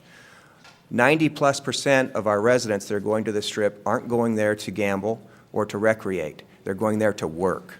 And we don't think it's fair to continue to charge them $6 to go to a job. And so we're proposing to run all of these fares to $3, which will make it easier on our customers. It'll also make it considerably easier on us. We have a short slide presentation. We'd like to talk to you about some of the facts of what we're seeing in the paratransit budget. If we could go to that. We've had steady single-digit increases in paratransit demand and ridership over the years. We have not seen that in fixed route. When we've had service cuts and fare increases in fixed route, we've seen the ridership go down from 65 million to about 58 million. But paratransit is not the case. Even though we've reduced the size of the paratransit service area, we've seen steady single-digit increases in demand up until fiscal year 2011, when the state decided they weren't in the position to support adult daycare trips any longer. And so those customers who are paratransit eligible came to the RTC for their transportation, and that's resulted in a huge increase in demand, more than 25% from month to month over the previous year. If we can go to the next slide. Our paratransit contract cost, since we've had increasing demand every year between 6 and 8%, has gone up incrementally since fiscal year 2006. But when we're looking at last year and this year and the next fiscal year, we've seen a big, big increase. And what happens is you look at over 8 years of time, let's go ahead, that the contract costs have almost doubled for paratransit. It's mostly due to continued increase and especially accelerated demand over the last 3 fiscal years. Since August of 2010, we have transported 112,000 individuals for Medicaid-related trips to adult daycare programs. That's where the big spike in demand has come. That's put us in a situation where we've got, if we can go to the next slide, we've got a tremendous amount of demand with only a limited ability to meet that demand. And that puts us in this position. There was an individual, we can go to the next slide, that the hold time for our customers trying to call in and book a ride has increased because the software that we use, it's a computer. It's an iterative process. The computer looks and looks and looks to find an available time to accommodate paratransit requests, and that is taking longer to do so, and it's resulting in stress on our customer service operators. We only have so many paratransit buses. We only have so many employees that we can use in customer service to support the system, and it's starting to result and starting to show in some deterioration of service levels. We can go to the next slide, please. That begs the question that we need to take a look at the overall RTC budget, and you have it in front of you here in the form of this pie chart. It's about a $470 million budget. That big yellow portion of the pie, that's our capital outlay. We are a roadway funding agency. Most of the budget goes to that. It also includes funding some transit capital projects such as new bus shelters and some new buses, but most of it is roads. That's the 48%. We are down to 250 some odd full-time employees from a high of 285 or so, 287 just a few years ago. 5% of our budget goes to salaries, benefits, and wages. We have about $67 million a year in debt service obligations to pay off bonds. That's 13% of the budget. And then you have what we can actually look at to deal with this transit budget, which is 34% of the budget. And so we want to take a closer look at how we can use and how we use that existing 34% of our budget on transit. Let's go ahead and take a look at that. The next slide, please. We'll just blow up that 34% to make its own pie, and you'll see how the transit budget is divided, how we use it. Most of the money goes to the fixed route contract. 55% of the budget goes there. It's about $160 million that we have to play with here to allocate that money. Most of it goes to the fixed route contract, but that has been going down for the last several years due to the problems we've had in the economy and the increase in demand on paratransit. That's how the money is spent, about $86 million for your fixed route contract annually. Paratransit is up to about $38.5 million. Fuel costs $16 million, and we have to maintain our facilities. We have to pay for the power, the water, and the sewer, and we have to secure those facilities, and that's another 9% of our budget. That's how we spend the money. That's what we have to work with on the budget. If the sales tax continues to be a problem and we have increased demand in paratransit every year, then it's going to affect everything else on that pie chart as that paratransit contract gets bigger. Jacob, excuse me. The $166 million funded solely from sales tax? That's correct. That's the only source that's legal in this state to use for transit operations. And that's by Nevada statute? That also includes fare box revenue as well. So the only source of tax revenue is sales tax. We also have fare box and advertising. We can go to the next slide. The Commission has already taken action to deal with this problem on paratransit, and that is to reduce the size of the paratransit service area. We had the purple area, which is the supplemental zone, and the blue area, which was 1.5 miles beyond the ADA minimum, which is the 3/4 of a mile, and that's the orange color that you see there. And the Commission went ahead and made that service change reduction where we have reduced the, we can go to the next slide, we have reduced the size of the paratransit service area, but we grandfathered in all of the existing customers in the supplemental zone or in the blue zone, which is the 1.5 mile area, unless there was going to be a contraction in the fixed route service area, and that would cause an increased reduction in the base minimum for the 3/4 of a mile under the ADA. We can go to the next slide. And that is before you today. The orange areas used to be in the paratransit service area back in June, and if the Commission, you've already approved the service cuts, and so those areas in orange have now been eliminated from the paratransit service area. And that one area out to the left of your screen, that's out there by Desert Inn and the Beltway and by the Cancer Institute. So there is a relationship between fixed route and paratransit, and the more costs we incur on the paratransit side, the more impact we see on the fixed route system. We can go to the next slide. We've seen a continual cut in fixed route service hours over the last several years. Unless the economy recovers, and regardless of who is selected as the fixed route contract provider, we will likely see, right now we're forecasting another 60,000 hour reduction in next fiscal year. We hope the economy recovers and the sales tax starts doing significantly better. Right now, the paratransit cost per passenger, right now $2.96 is the average fare. The cost per trip is now down. It was a few years ago at $45 a trip. It's now down to $41.55 because of our successful negotiations with First Transit to cut costs on that contract, and also some efficiencies that we have found internally. But it is a significant disparity in what people pay per trip and what it costs per trip to provide that service. So the proposal before you is to raise the paratransit price for a base fare from $2.75, and keep in mind the current average price is $2.96, and we'd propose to raise that to $3 even for everyone. That would be the raised base price. That would be what everyone would pay. I want to just address the issue of the paratransit monthly pass, because we were previously considering elimination of that monthly pass, which impacted a lot of folks. One of the primary reasons why we were considering the elimination of that pass, we want to make the board aware of. You have 5,421 customers that are certified for paratransit. Of that 5,421 customers, 411 of them take more than 55 trips a month. That's 8% of your riders. Just those 411 customers taking all those trips eats up 26% of the paratransit budget. That's $10.5 million.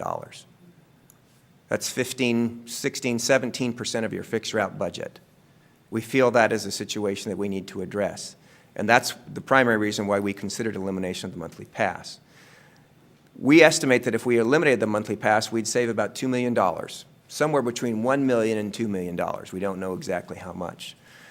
We worked with, as part of the public hearing process, we became aware of an opportunity to bring what we think will be about $2 million to the RTC in Medicaid reimbursements. So what we've done is we've gone to the state and we say, we understand you don't have the money to fund the federal match, or to fund the match for the federal funding to draw down Medicaid.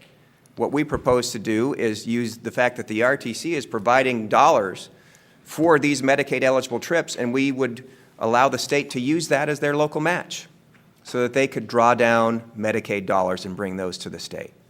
Now, we're in the process of working out an agreement with the state. We'd have to update the state plan for Medicaid. That's not going to be a quick process. We're hopeful it can be done within 6 months, but that agreement is in the works. And now, having said that, Mr. Chairman, members of the Commission, it's my recommendation to you that we should take a serious look at what we are charging for fares, both on paratransit and fixed route. I meet twice a year with other general managers from the other western states that operate transit systems. Almost every one of those other cities is charging the maximum allowable for paratransit under the ADA. Right now, that base fare maximum allowable in the ADA would be $4. Today, we're proposing to move up to $3.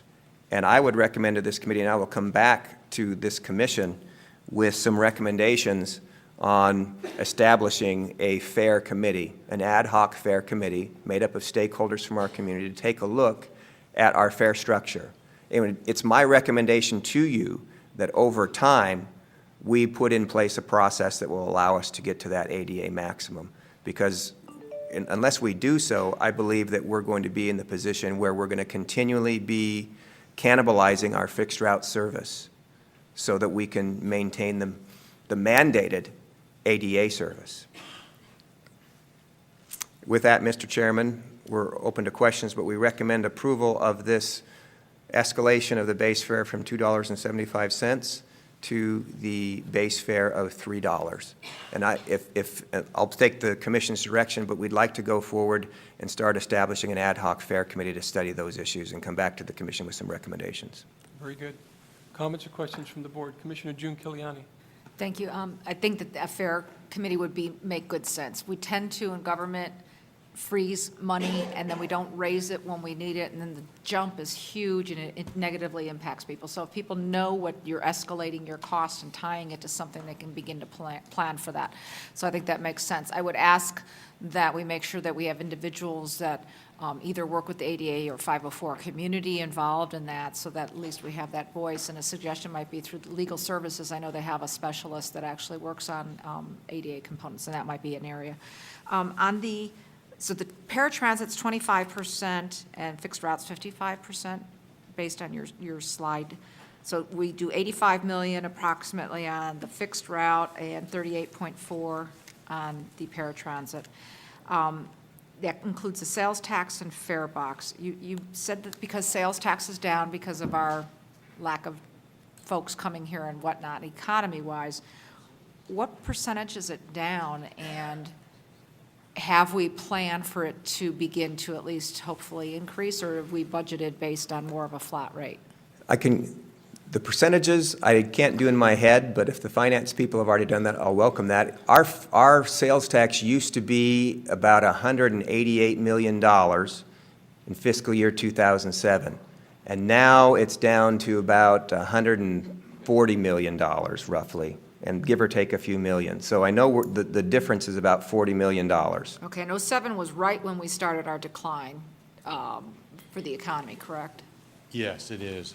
We're currently looking at the next year as flat for the sales tax revenue, and then after that, we're looking at 3% increases. 3? Yeah. Is that because the gaming numbers and sales tax have shown some projections of maybe going up, or what? Yes. Okay. Fiscal 11 was actually up 4.5% from fiscal 10. And so we'll monitor that to see if the 3% is. And then we will be having a paratransit contract coming up, right? We very well could, and we could receive direction today from the Commission on the reprocurement of that contract. I would like to state for the record, we also have to include in our budget some form of a revenue surplus so that we ourselves can come up with a local match so we can buy buses from the federal government. They pay for 80%, we pay for 20%. So unless we want to let our bus fleet go, we have to include some reserve set aside so that we can match federal grants. Okay, and then as we look at the paratransit costs going up, I think we just need to make it stated again clearly for the record that we had gone beyond what the ADA required. When was that put into effect? It's probably been the rule before That many of us was got on this shortly board. after we began paratransit service in the early 1990s. Okay, so we started almost at the maximum, We started beyond the maximum. beyond what we were required to do in a significant And so that's fashion. probably part of what happened here. That's correct. So when the changes that were made accepted by the board just recently, I thought we said anybody currently getting it would not be impacted, so it's only no new ones within that new line. Is that That was correct? that was the board policy, unless we were to change the fixed route system. We tied the span, the geographic span of the fixed route system to that ADA minimum, though. And because we're making change to the fixed route system today, That it has then caused triggers that that. area Okay, to shrink, that and so we have individuals that are no longer eligible. Okay, and maybe just a suggestion down the road, I think a lot of folks assume somebody qualifies for paratransit just because of X, Y, or Z.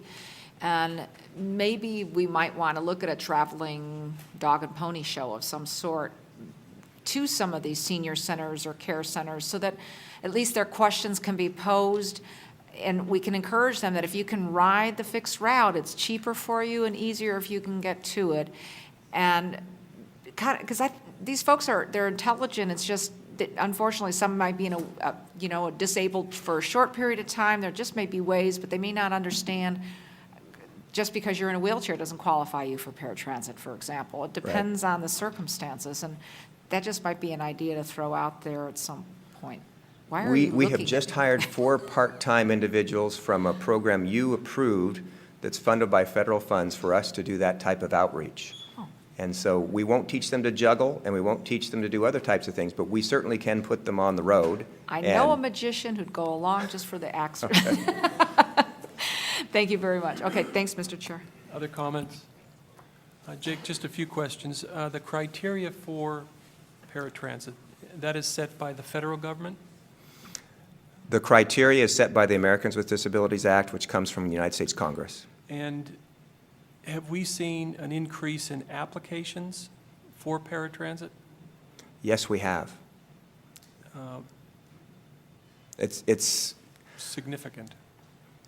I don't know that we've seen a significant increase in applications. It's always been steady. Even though the population is not increasing like it once was, we still see a significant increase. We still see that significant increase year over year of people who are applying for paratransit. And I think it's important to note, and you've done an excellent job today, illustrating the impact paratransit has on the overall system. Aging population, I don't think this is going to go away. I think it's going to become more and more of a challenge. I think the next agenda item, we're going to take a look and discuss possible ways we can become more efficient or expand that service. But last comment, on the debt service, and this is not to do with paratransit as much as the budget. Have we taken a look at our current debt service? I know that did we get the legislation passed as far as our ability to bond? Yes, we did.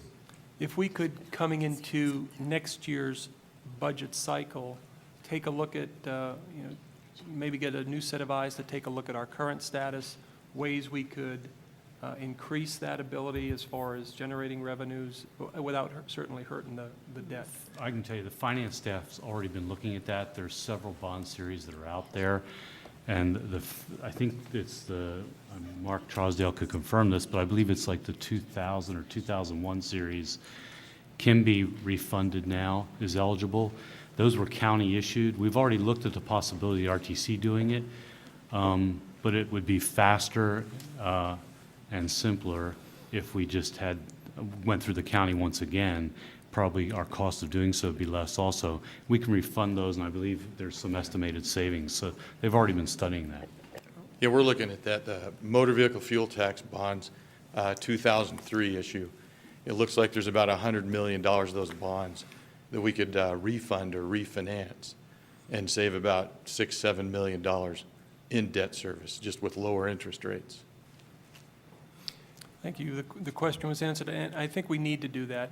Not that I encourage us to go deeper in debt, but during this time period, I think that debt service and the way we handle bonding can be a carry-through for the next few years.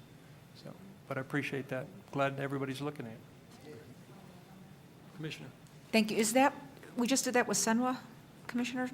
Didn't we just redo bonds with Senwa or Water Authority, just to do the same kind of thing? What rate were you looking at? Because I think they were at 4.28 or 4.8 something, or? Yeah, they're down to like 3.5 Wow. versus the current 5% we're at. So you could actually get a better bang. Would that then give us some additional cash flow, is what you're saying as well? It would in the motor vehicle fuel tax program. Now, you get motor vehicle, and so does the county.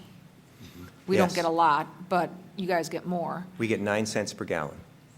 I'm just thinking, because it could also be some maintenance and road projects where we could actually get some jobs out. So maybe in the conversation with George, who might normally want to say no, we might want to pool some bonds to maybe not only do RTC, but also get some jobs out on the street. Just a thought. I have no idea how that stuff works, but if you wouldn't mind, Mr. Chair, I'd throw that out as an idea. Thank you. Get creative, Mark. Okay. Okay, so anything else? Entertain a motion? A motion on the floor. All those in favor signify by saying aye. Opposed? And that motion carries. And that motion also includes the creation of the Fair Ad Hoc Committee. Thank you, Mr. Chairman, members of the Commission. Your next item is item 39, which is to discuss the procurement of operations and maintenance of fixed route and paratransit services and direct staff accordingly. Now, you're all aware that we have issued a request for proposals on the fixed route service contract. That contract has not been awarded to date, and First Transit has filed a lawsuit in the 8th Judicial District Court seeking a preliminary injunction, or in the alternative, a writ of mandate seeking award of the contract. The Commission's paratransit service contract expires July of 2012, and so we're in the position there where we were getting ready to recommend to the Commission to reprocure that contract. We have identified some ways that we think we can obtain some efficiencies in how the paratransit services are bundled and delivered. And that is the state of those two contracts, and so we're welcoming the Commission's direction on both the fixed route and paratransit service contracts. Let's split them if we can. Let's talk paratransit first. And I think from what we heard today, and certainly prior discussions, there are some options out there as far as either multiple operators or partnerships. But I, for one, think it's appropriate to direct staff to begin that analysis for reprocurement for the paratransit. I know staff has done some preliminary work, but I think we need to, as a board, formalize that and give them the direction. Okay. Not yet, but we'll take that silence as agreement, total agreement. On the flip side, my comments would simply be, staff has begun some analysis on a reprocurement for the fixed route. Obviously, the board is continuing its deliberations on the issue. I don't see there's any harm in likewise having staff continue that analysis as far as the reprocurement as an alternative and a possible option.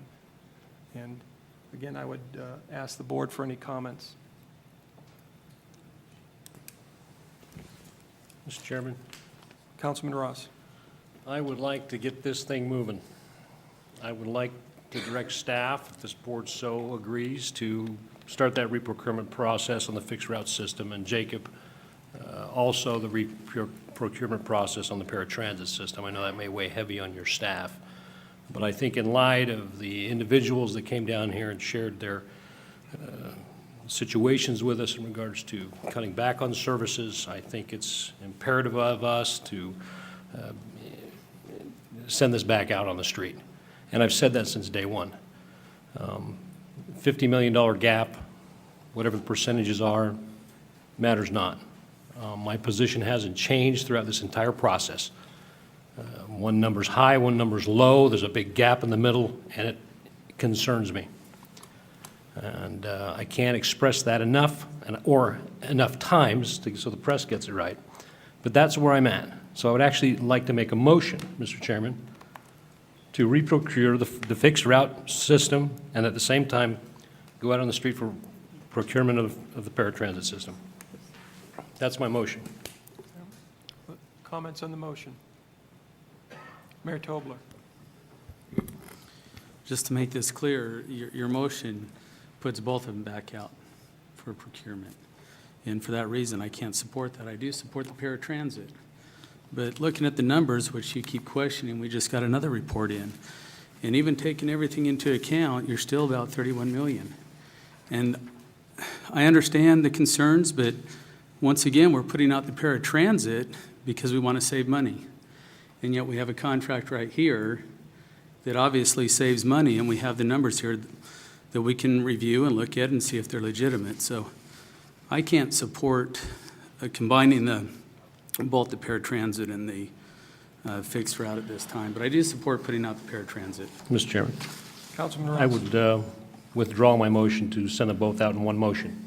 I will make individual motions. The first motion will be to reprocure the fixed route system, or the fixed route contract. That's my motion. Thank you. And I want to make a comment, too, just to follow up Mayor Tobler. Commissioner June Kaliani. Thank you. I think it's time to move this forward, and I think because we have an opportunity to look at both contracts, we're going to get much better bids. This still doesn't come down, in my mind, as to whether you support First Transit or you support VLE. I think both companies are good companies. I think we're at a loggerhead, and at some point, we're leaving our constituents hanging up in the air, and it's mostly those in the urban areas while impacting our rural areas because of what happens in the urban areas. And, you know, this does not preclude, because we still have a court case to appeal, our right as electeds to make decisions, not the court. So that's part one. Secondly, this does not preclude the two parties, or as many parties that want to, of continuing to have a conversation and a discussion. But it's time to move forward. We left our employees hanging, we've left the community hanging, we've left our staff hanging, and we have a philosophical difference on whether or not which company to go with. And I just think that the motion at least helps us move forward. It doesn't prevent anything, but it goes back to where I initially was, which is we've created a monopoly here. And when you get into that, we're faced now with exactly that debate, and the same thing's going to happen with the paratransit. So I'm glad we're going to take a look at that as well. There are cost savings and efficiencies and creativity within both companies and the third and fourth and fifth companies that could possibly bid on some of these contracts. That step back. We're stuck. We're not going to move forward on something right now. So let's step back and say, you know, what's wrong with having staff move forward on what we've already given them some direction on, which is to reprocure. And there may be other benefits that have happened in the last year and a half. These numbers are old already. And so regardless, I think, you know, and I understand about the difference of opinion on which company to award the contract to. I think this finally moves us off the dime. And I think it's an opportunity to do that for both our constituents as well as the employees, who, no matter which side of which group you're on in the long run. So thank you, Mr. Chair. And I would make a comment, and Zev jump in right after this. I totally support the paratransit reprocurement. My understanding as it currently exists today is we have rejected all motions on any 4-4 vote. We've rescinded a 4-3 vote. So the status as it stands on this existing RFP is that the board would have to, well, we certainly retain our discretion and continue our deliberations, but the board would have to approve a contract, score the proposals themselves, or reject all proposals. I'm not sure this board has taken any of those three actions. So it may be premature to go out for a reprocurement until one of those three actions is taken. Mr. Chairman, your analysis is exactly correct from the legal perspective. You could today give direction to staff to go study it and bring back some recommendation, but ultimately you would have to go ahead and reprocure, you'd have to reject all proposals on the fixed route contract in order to reprocure. But parliamentary rise, which is what our rules are tied to, once a 4-4 vote, once you have a tie, regardless of what it is, that is deemed rejected. I'll go get my book upstairs if I need to bring it down. The motion is deemed rejected. That's right. And But there was therefore, the no- contract is rejected. It means it fails. It does not, it's not accepted.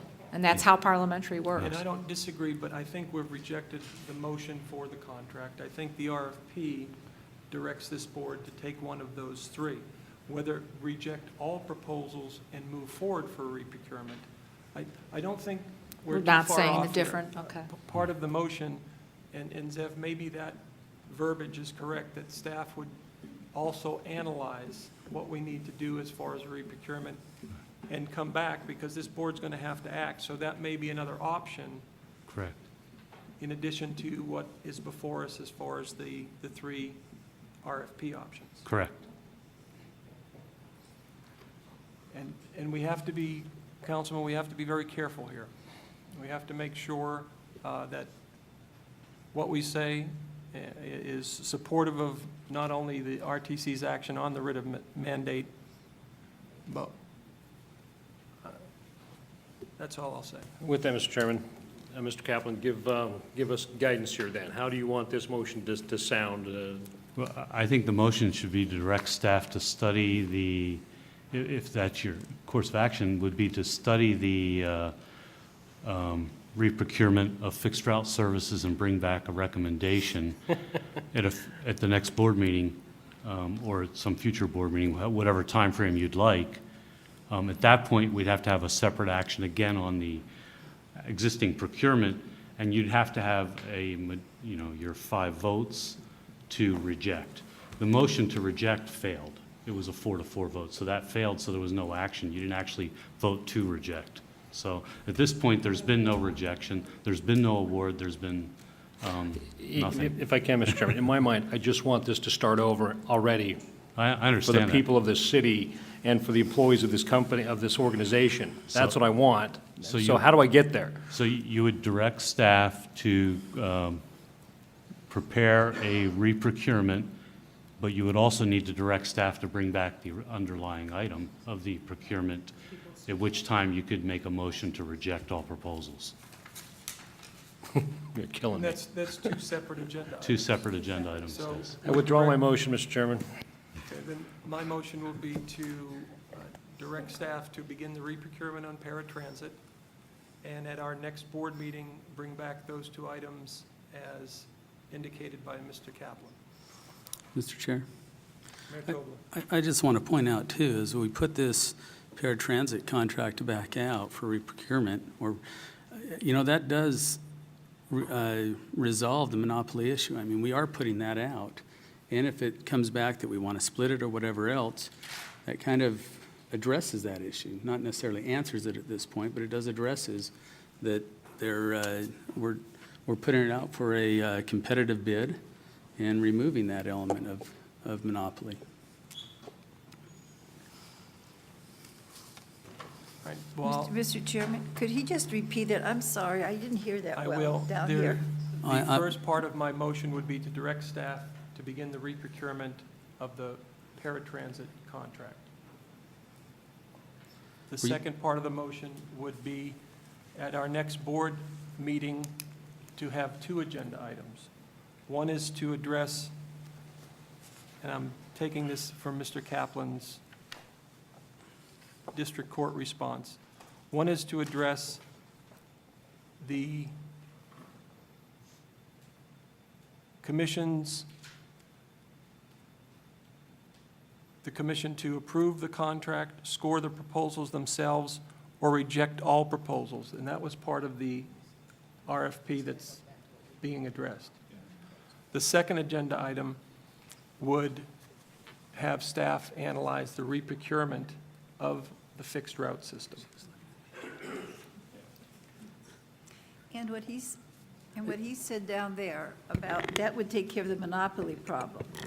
That's what I didn't hear clearly. Okay, my point is that if, I know that's been an issue, if First Transit's awarded this current contract, they both have the paratransit and the fixed, they would have both contracts, and that would be, I know some of you are concerned about the monopoly concern. Putting the paratransit out for RFP again, we're kind of removing that issue, especially if we look at splitting up that contract.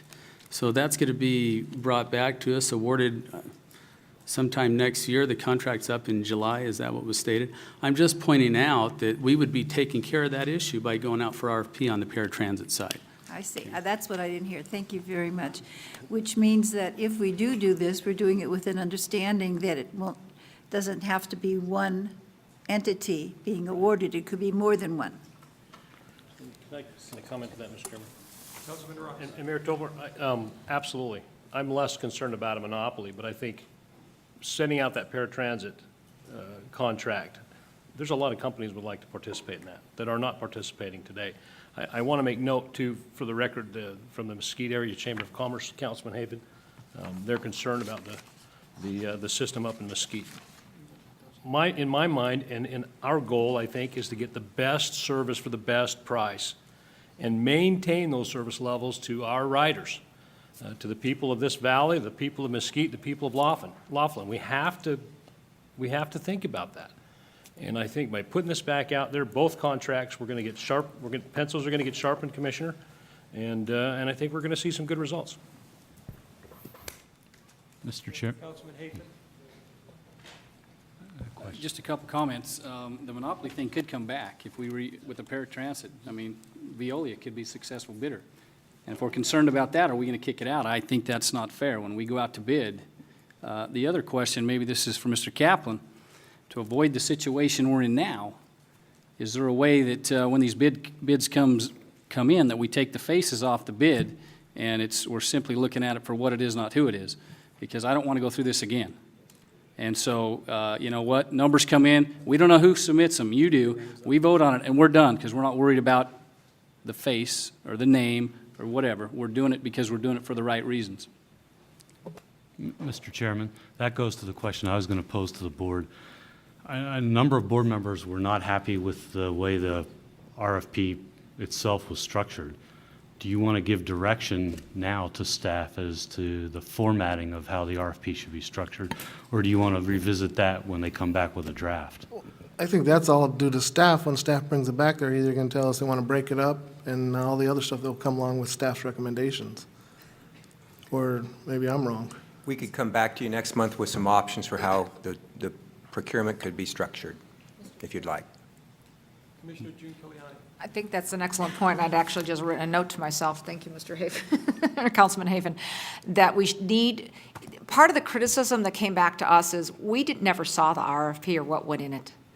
And I'm told that years back, before many of us got on this board, because I haven't been here that long on this part of it, that was a staff direction, was we don't want to bother seeing that. And that may have been fine back then, but you got different people that come into play. I like to read stuff. And I know a lot of my colleagues do. I'd rather have you come so that we can say, are we looking only for the cheapest? Are we looking for cheapest plus service? Are we looking for comparability? Are we looking for best and most responsive? What are we looking for? And we give you some direction. I don't feel comfortable because other than knowing what scoring you all came up with and whatever, I think that would make sense to bring it back to this board where we then say in any RFP, we want to see X, Y, and Z. If it's just on price, then we need to deal with that. If it's not just on price, then we need to deal with that part of it as well. And then I think that's a good idea, is not no. Yeah, there's a number of different alternative approaches that we could present to you, and then you can direct staff what you think would be most appropriate. And we're not the only board. We're grappling with this in the county right now on our last best offers, and as we're doing things, did we ask for an RFP? Did we want the lowest? Did we want the lowest plus maintenance? Did we? And so we've got to do a better job as electeds of giving the direction rather than just criticizing. I mean, that's got to be part, it falls back on our court. So I think that if that's an understanding, Mr. Chair, or a secondary direction based on your motions, that would be appropriate, in my opinion. Councilwoman March?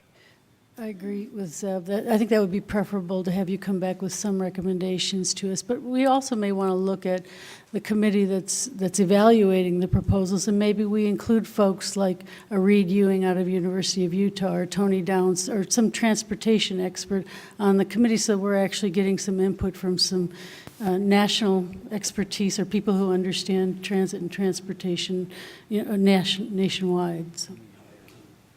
And I think probably staff would welcome the assistance.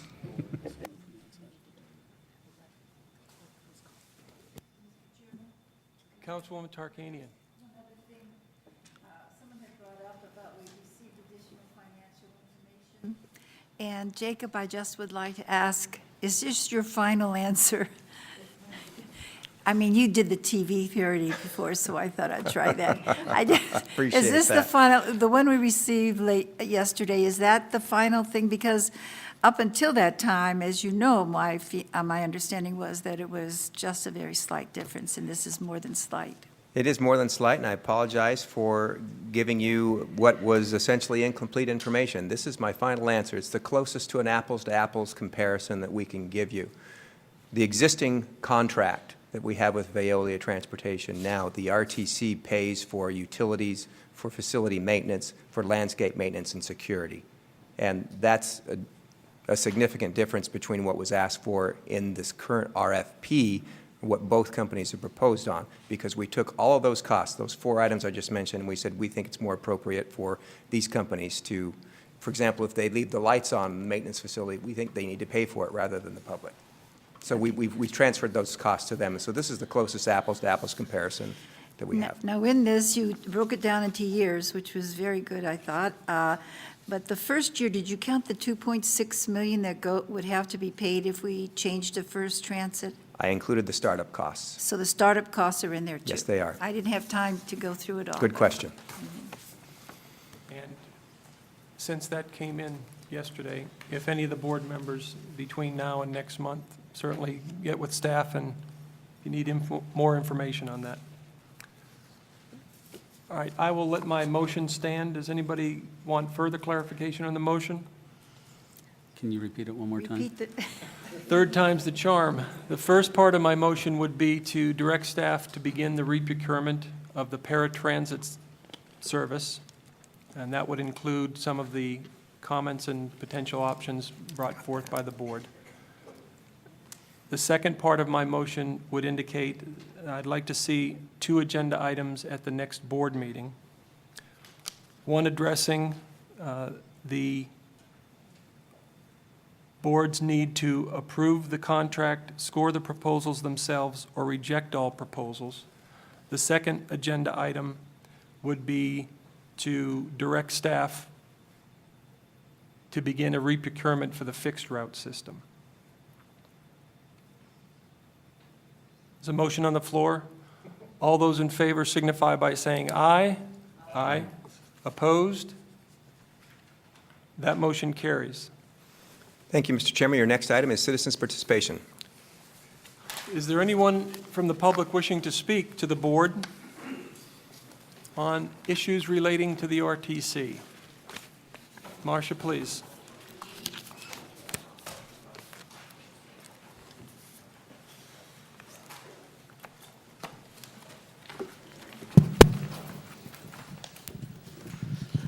I thank you for the additional time, and I'll try and be brief. Based on things that were said, again, when you're looking at the bids, remember that the board, in essence, and most of you were not on the board at the time, voted in 2007 to give the paratransit contract to a company based on driver experience and customer service, and not to the company that was better on bus maintenance, safety, training, quality of key personnel, and quality of plans. That's what the last board carries with them. So when you look, and you know the weighting on this one is exactly the opposite of the weighting on the paratransit bus. So that First Transit, they had no way to lose it. But anyway, so look at the weighting issues, and I appreciate the comments that were made by the board because that's a very important factor. I would like to address the rate increase. You know, it's nominal. However, it doubled since I started doing this work in 2007.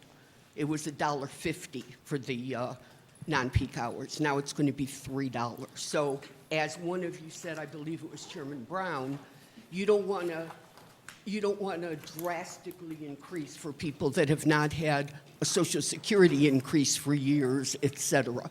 I would also ask that instead of the punch cards, that since you're going to even dollars, that maybe the board can, or I'm sorry, the RTC can prepare dollar coupons so that people can ride. And the reason I'm saying that is we have fabulous drivers on the paratransit. I know you hear that from me all the time. And one lovely gentleman will pay the fare for a dialysis patient if they don't have the money, rather than not carry them. So I contacted the RTC and said, well, what I had done was when I got free coupons or free ride tickets, I would give them to the next driver I had and say, the next time you have somebody at dialysis, pay their fare. But I can't afford to buy punch cards because then one person or one driver is going to have it. I wanted to buy the free ride tickets, paying I agreed to pay $3 a piece, even though some rides are still $2.75, and that item was rejected. And I'm assuming it's because you have higher fares to the Strip. I guarantee you, I'm not giving them to people to go on the Strip. But maybe if there was a dollar coupon book or whatever for people to pay, now that it's even, that would enable those of us that would like to help other riders or keep a driver from having to leave somebody, that we could do it. So it's merely a suggestion. Thank you. Thank you. Is there anyone else wishing to speak to the RTC? Please step down, state your name and address for the record.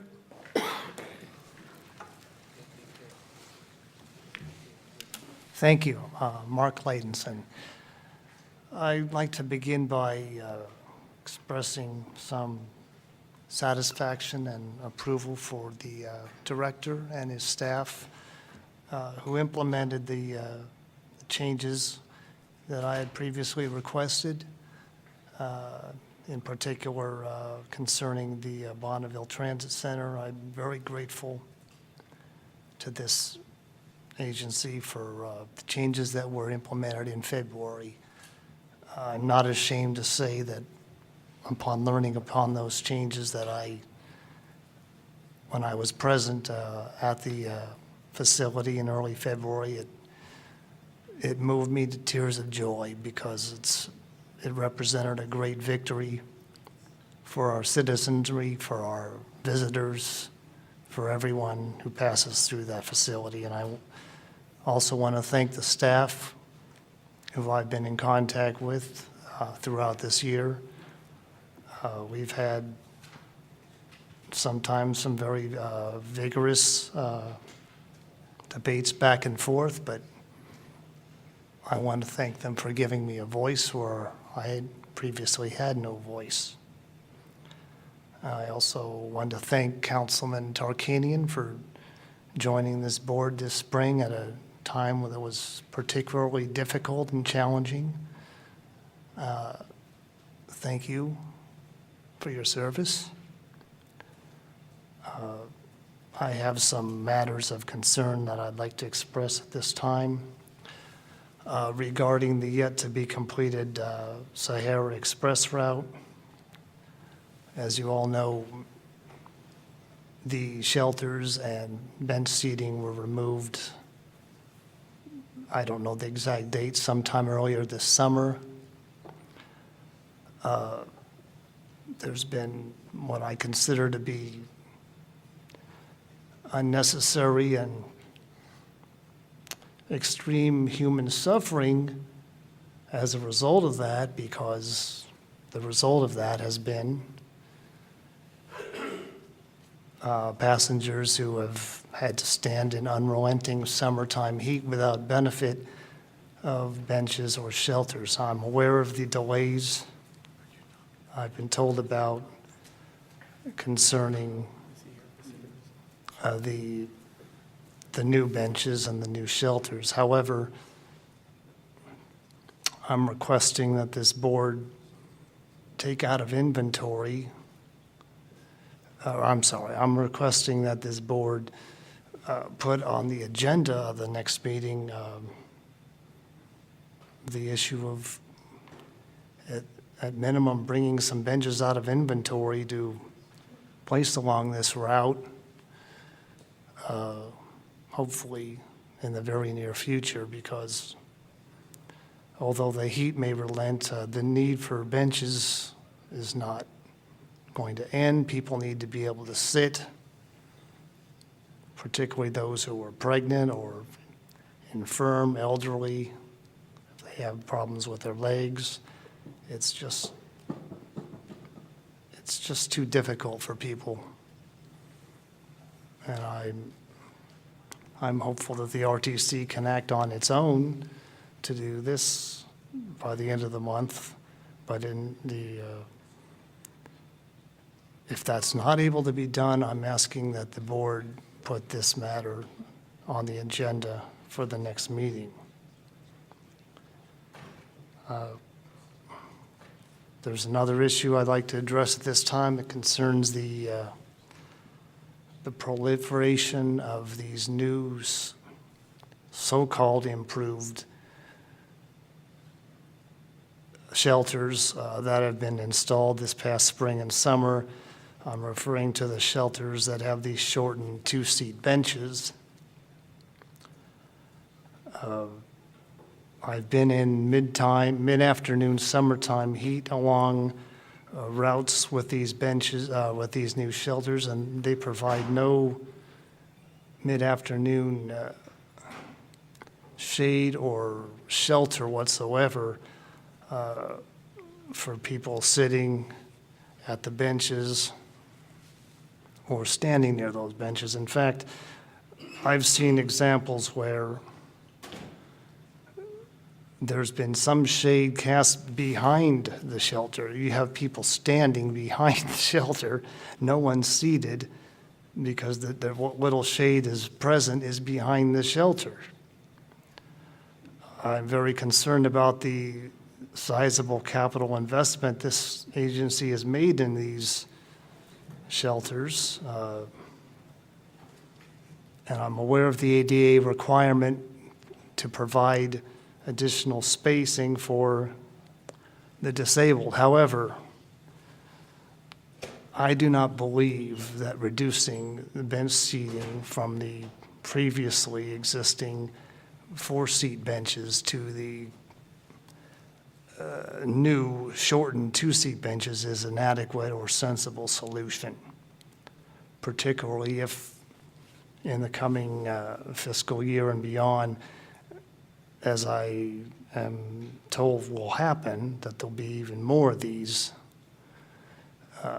so-called new and improved shelters and shortened benches introduced into the system. These is additionally an issue I would like to see placed on next month's agenda.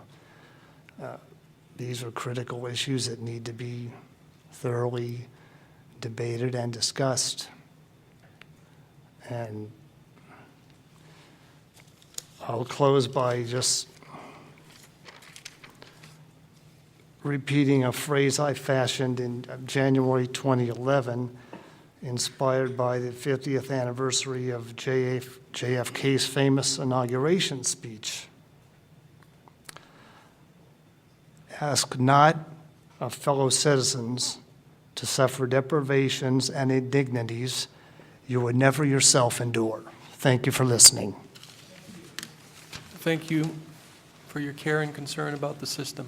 Mr. Chairman, Councilwoman. could I ask if we might have an agenda item, either a report, because it happens, we've had about 4 or 5 calls recently to my office about the Sahara, and I know there's a plan, but maybe we need to get that out a little bit, or I could keep telling people the bus stops are going to be there soon. Mr. Snow, could you bring something back? As far as Absolutely. report to the board? Thank you, Councilwoman. And maybe on the shade issue too, because I've also heard that.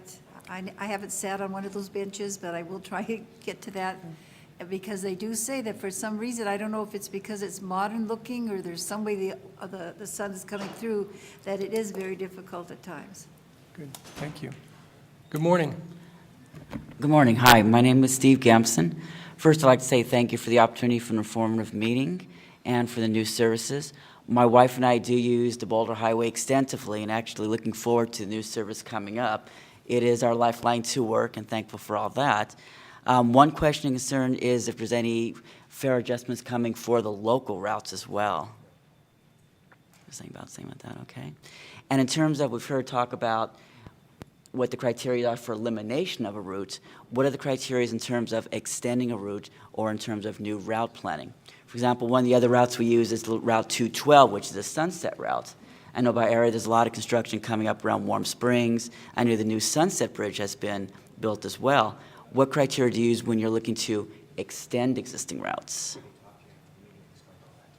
Okay. But once again, thank you very much, and it's great service. Been riding it for a few years, and we've known a lot of drivers, talked to the drivers, and it's all about customer service, of course. You know, great customer service, everyone comes in, and just very thankful for the system as being our lifeline to work, and as far as people as well. Thank you very much. Thank you for coming down. Anyone else wishing to speak to the board? Good morning. Good morning. My name is Jeffrey Jarvis. I've been here a few times to speak to you regarding the contract. I think one good idea since Veolia is still bidding on this contract, I think it would be a very good idea for you to put some sort of stipulation on them to settle their labor disputes before they're awarded another contract with RTC. There is one employee that's been out of work for 3 years. He is never terminated. He's on suspension. Every time it comes up for arbitration, Veolia refuses to go to the table.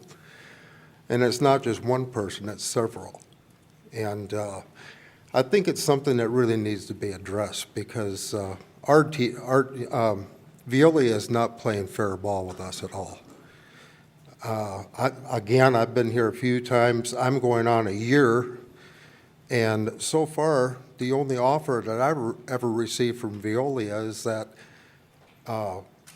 they would not contest my unemployment if I agreed to drop my grievance. Well, the fact of the matter is, I've beat them at everything so far, and still they just don't want to go to the table and get this settled. But I think that would be a good idea for you to force Veolia into settling these disputes that they have with their employees and the union.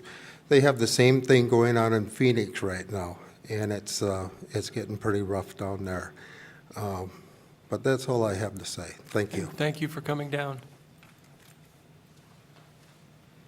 Good morning. Morning.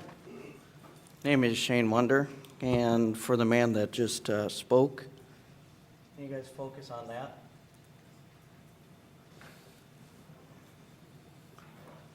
Can you see that? That is a webpage that Mr. Jarvis put up there, talking about Veolia, slandering them. The man needs to understand when rules are broken that you have to suffer the consequences. I myself choose not to break the rules because I know I will have to suffer the consequences, okay? If I do break the rules, I got to understand, I got to man up, and I got to pay for that, okay? You cannot go around just breaking rules and then come up here and say how a company is bad. There is no perfect company, okay? But I've worked for both, okay? Veolia is a decent company, okay? And when you guys go out for the re-procurement, please consider the employees in this whole thing, okay? It's not just lowest money to save the taxpayers' money, because we are taxpayers also. It's about employees getting their pay cut, their benefits cut, you know. Yeah, maybe they hire us on for what they say, then they come back and then they say, listen, we're gonna cut your pay $2 an hour. And then come back 2 months later, listen, we gotta cut your pay more, we can't make it on this, you know, when they don't really care, okay? Like Commissioner Giuliani said, these are old numbers. Let's throw them out. Let's look at it again. There's been a lot of route cuts. What's the service now? You know, what is going to have to be paid for that? Okay. Are the vehicles properly maintained?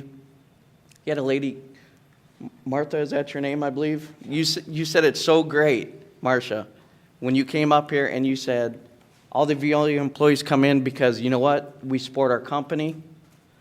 And I applaud you. I've worked for First Transit. And when you speak to all those drivers, I know what you're saying is true, okay? Because I've felt it, okay? Thank you, okay? Please consider that. Go speak to their employees. I don't see any. Thank you. Thank you. Anyone else wishing to speak to the board? Seeing no one, this meeting, Sorry, my bad. My name is John Meters. My address is 7809 Rain Shower Drive, 89147. I have been a resident here since '94. This is my only mode of transportation. I cannot drive. My vision is not the best. So I am hoping, I want everybody on this board, everybody on the board here, I want this thing solved and finished. Thank you very much. I support Veolia 100%. Thank you. Thank you, John, for coming down. Anyone else wishing to speak to the board? Seeing no one, this meeting is adjourned.